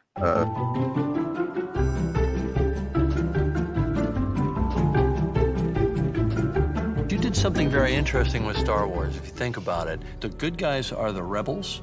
They're using asymmetric warfare against a highly organized empire. I think we call those guys terrorists today. We call them Mujahideen, we call them Al-Qaeda. When I did it, they were Viet Cong. Exactly. So were you thinking of that at the time? Yes. So it was a very anti-authoritarian. There we go. All right. Yeah. Well, I mean, look, his thing. He's a popular guy. He has a lot of channels, subs. What? His thing. He has a big channel. The algorithm plays it well. People just see the name. They don't even look at the channel name. They just click on it. You know, that's the name of the game. well, you know, your movie suck. YMS. What's his name? Adam. He gave an analysis about it that I think is pretty spot on. It's that you know, the people that are subscribed to and follow him, they're not following him for his movie opinions first and foremost. They might be interested in his movie opinions or whatever, but like they're not first and foremost. They're into the fucking, you know, the culture war bullshit. That's really what it's about. And then like they just, you know, attach whatever, you know, buzzwords he's using or lying about the movie that he's talking about, and they just go with that. You know, that's once again, there's a lot of his audience that don't watch the actual fucking movies they talk about. And yeah, so it's not really about movies for them. They're just like, well, the thing is, if they cared about his movie opinions, they would watch his videos that aren't about Star Wars. Anyways, the next one up. Woke Spider-Man 2 slammed by fans. This is the caps. They have no hyphen. They clearly did not care about the hyphen. Yeah, this is Spider-Man. Okay, Irving Spitterman. He's a John Spitterman, attorney at law of Queens, New York. I'm gonna take a wild guess. This might be wrong. I may be off on this one. I'm gonna say this is Babyface. Who'd you say? babyface. Oh, yeah. Heels versus pronoun. babyface. Heels babyface. The pronouns guy. That's probably him. Yeah, but I don't think it's Nerdrotic, because I think Nerdrotic, as much of a shithead as he is, he would know to put the fucking hyphen. Yeah, he probably would. If he doesn't know how to hyphenate Spider-Man, I'm gonna have a lot less faith in him. I mean, even though his do. comic book knowledge is not nearly as huge as he likes to make out. I mean, there was that time when who was it? Real quick before we go to the other thing. Heels babyface, I think it is. I think that's right. Babyface Heels. Mm-hmm. All right. Did you have a guess, Dane? I'm going to go with that too. Heel versus babyface. Okay. And we got Nerdrotic in here. Pronouns Nobody guy. said it yet. Oh, wow. Diversity. It's Chadversity. Oh, shade diversity. RKO. Okay, well, I mean, I will say this one might be kind of a trick. Melanie Mac. Oh. It's all of them, isn't it? It's a whole thing. This channel doesn't exist on YouTube anymore, and I don't know. Oh, wow. Okay. Yeah. Oh, I can't imagine why that doesn't by exist. Lauren Chen. Is she okay? I hope things are going okay for her. I hope she's doing all right. Oh, I can't imagine why her sure channel she's no longer exists. I'm sure think of she's any not giving reasons. tons of information to the Justice Department or anything. Oh, but they hyphened it in the freaking thumbnail, though. Yeah, yeah. What the hell? That's just that's I bet you upsetting. somebody It's else more does the frustrating. thumbnails. Yeah. This actually pisses me off. That hyphen's very important. Yes. The garbage that passes for Star Trek nowadays. That sounds like Nerdrotic. Or Robert Meyer Burnett.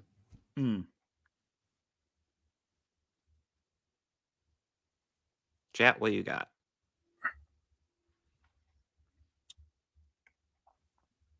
Josiah Rises could be. I mean, rises every day to realize that he's peaked already. Doomcock, man, I haven't thought about him in a while. Yeah, Hypnotic, Critical Drinker, Midnight's Edge. We're getting plenty of guesses. Nobody's actually said it, though. Oh, Pissed is onto it, though. The redhead. It's Dave Cullen. Oh. I like it. Hollywood hypocrisy over politics. Cancel culture hits a new level. Okay. Yeah,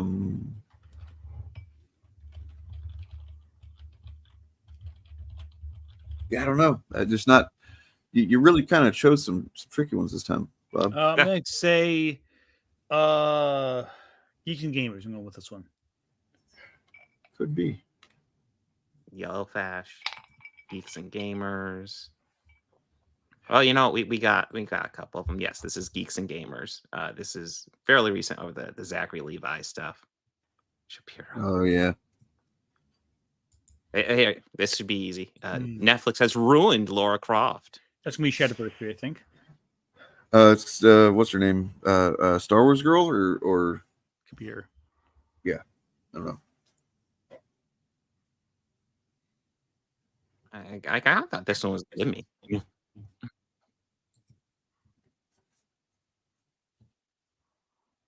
Melanie Mac, yeah. There we go. Butter Girl, yeah. We have to bounce in a few minutes. Well, yeah, all right. We can wrap it up around here. Yeah, I have to go. I forgot to take some food out to defrost, so my spouse. Fair enough. Well, you know, since Melanie Mac came up, maybe we could just look at this quick clip of her. New visuals, features, and all the farming simulation you could ever dream of. And now you have the option for same-sex marriage too. So that's new and really cool. And now I don't have to play as a dude to marry my favorite suitor, and... Cool. Okay. Good attitude about this stuff. I like it. Yeah. Story seasons, great legacy there. You know, Harvest Moon is a great. Harvest Home's a Halloween movie. No, Harvest Moon is a great game franchise. You ever seen Harvest Home though? It's a good folk horror film, made for TV film from the 70s or 80s. Forget what it is. Good stuff. No, but yeah, no. The Orca. I can't believe we got that one. Man, but no, thank you for having me on here. I really appreciate it. Thanks for coming on. No, I'm glad you jumped on. I wish you could have jumped on a little. If you guys started a little later, it would have been on like from the beginning, but like unfortunately, timing as it is, We can maybe do that next time. Turf's alternate dimension. If you're in Discord at all, then we can if you want, we can add you to our Discord server. It's just a creator server, not like a community server. Yeah, I'll DM you my my Discord information on cool. So you have it going there. Yeah, it's all good. I have Discord. Well, it was good talking to you. Good hearing from you. And same. we'll see you again. All right, take care, y'all. And thank you for having me on. Really appreciate it. And you guys are definitely already subscribed to Anthony, but if you're not, then do it now. Yeah, my channel, you search Anthony Gramuglia, you'll find it. It's possible to write my name down, but you'll find it. I have a couple videos that went a little big, so hopefully that works out. All right, take care, everyone. Have a good one. Thank you for having me on again. I really appreciate it. Bye. And Chariot, why didn't you show up? What was going on?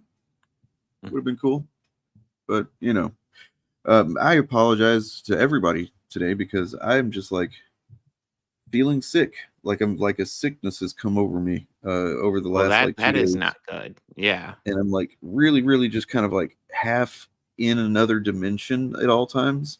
So like in order to formulate thoughts and put them out in words that make sense to your brains, it takes a lot of effort.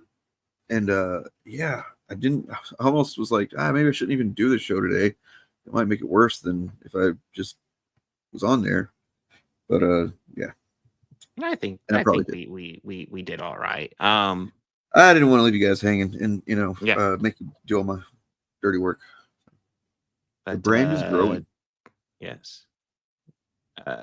If you guys want more streaming action tomorrow, I might push it back to like 6 o'clock, but we'll be covering comic books. And then I was thinking I might look at some people who have made videos about me, have some fun with that one. Yeah. Like who? Yeah. Who's made videos? You don't want to give I don't know away? if I want to name them. Maybe I'll tell you after the stream, but it's someone I it's been gnawing at me. Let's say that.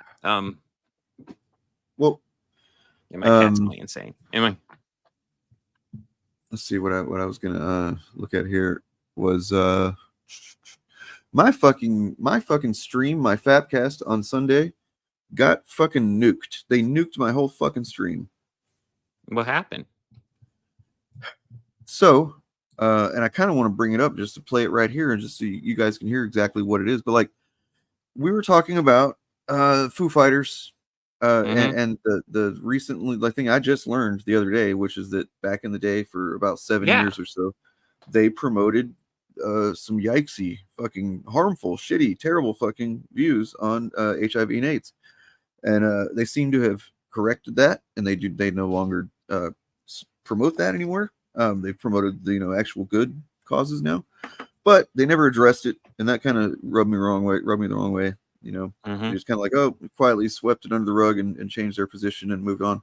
But so then we were talking about vaccines, essentially, not even, and I don't know. I think maybe we got a little bit away from the specificity of what the vaccine we're talking about does and does not do or something. So like just kind of in a slurry of commentary for a minute there. I think the YouTube thing thought that we were saying that a certain one of those causes cancer or is bad or something like that. But basically we're doing vaccine misinformation. And they didn't fucking give me a warning or anything. Just fucking nuked the channel. I mean, that nukes the whole fucking video away.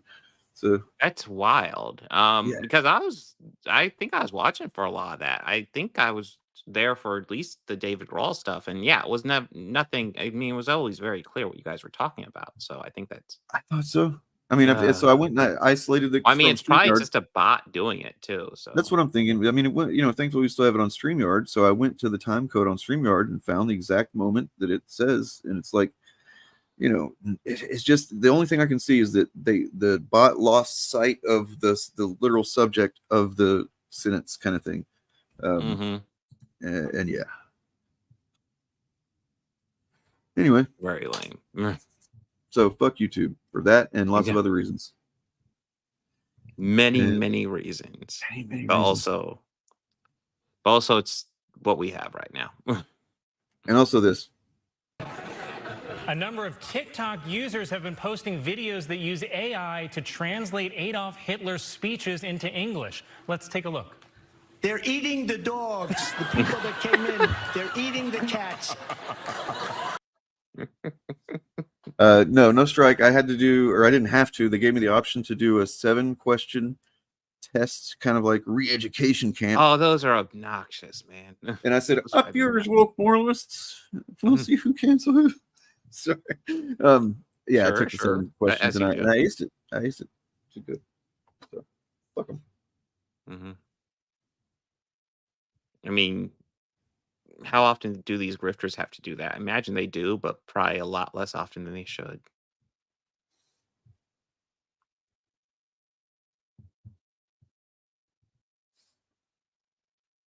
Wait, what now? I was just reading a nuclear fucking brain take from Anna Kasparian. Oh God, no. No. I used to like Anna. Yeah, I think a lot of people did. But she's, part of the fucking, I don't know, CHUDBLOCK now.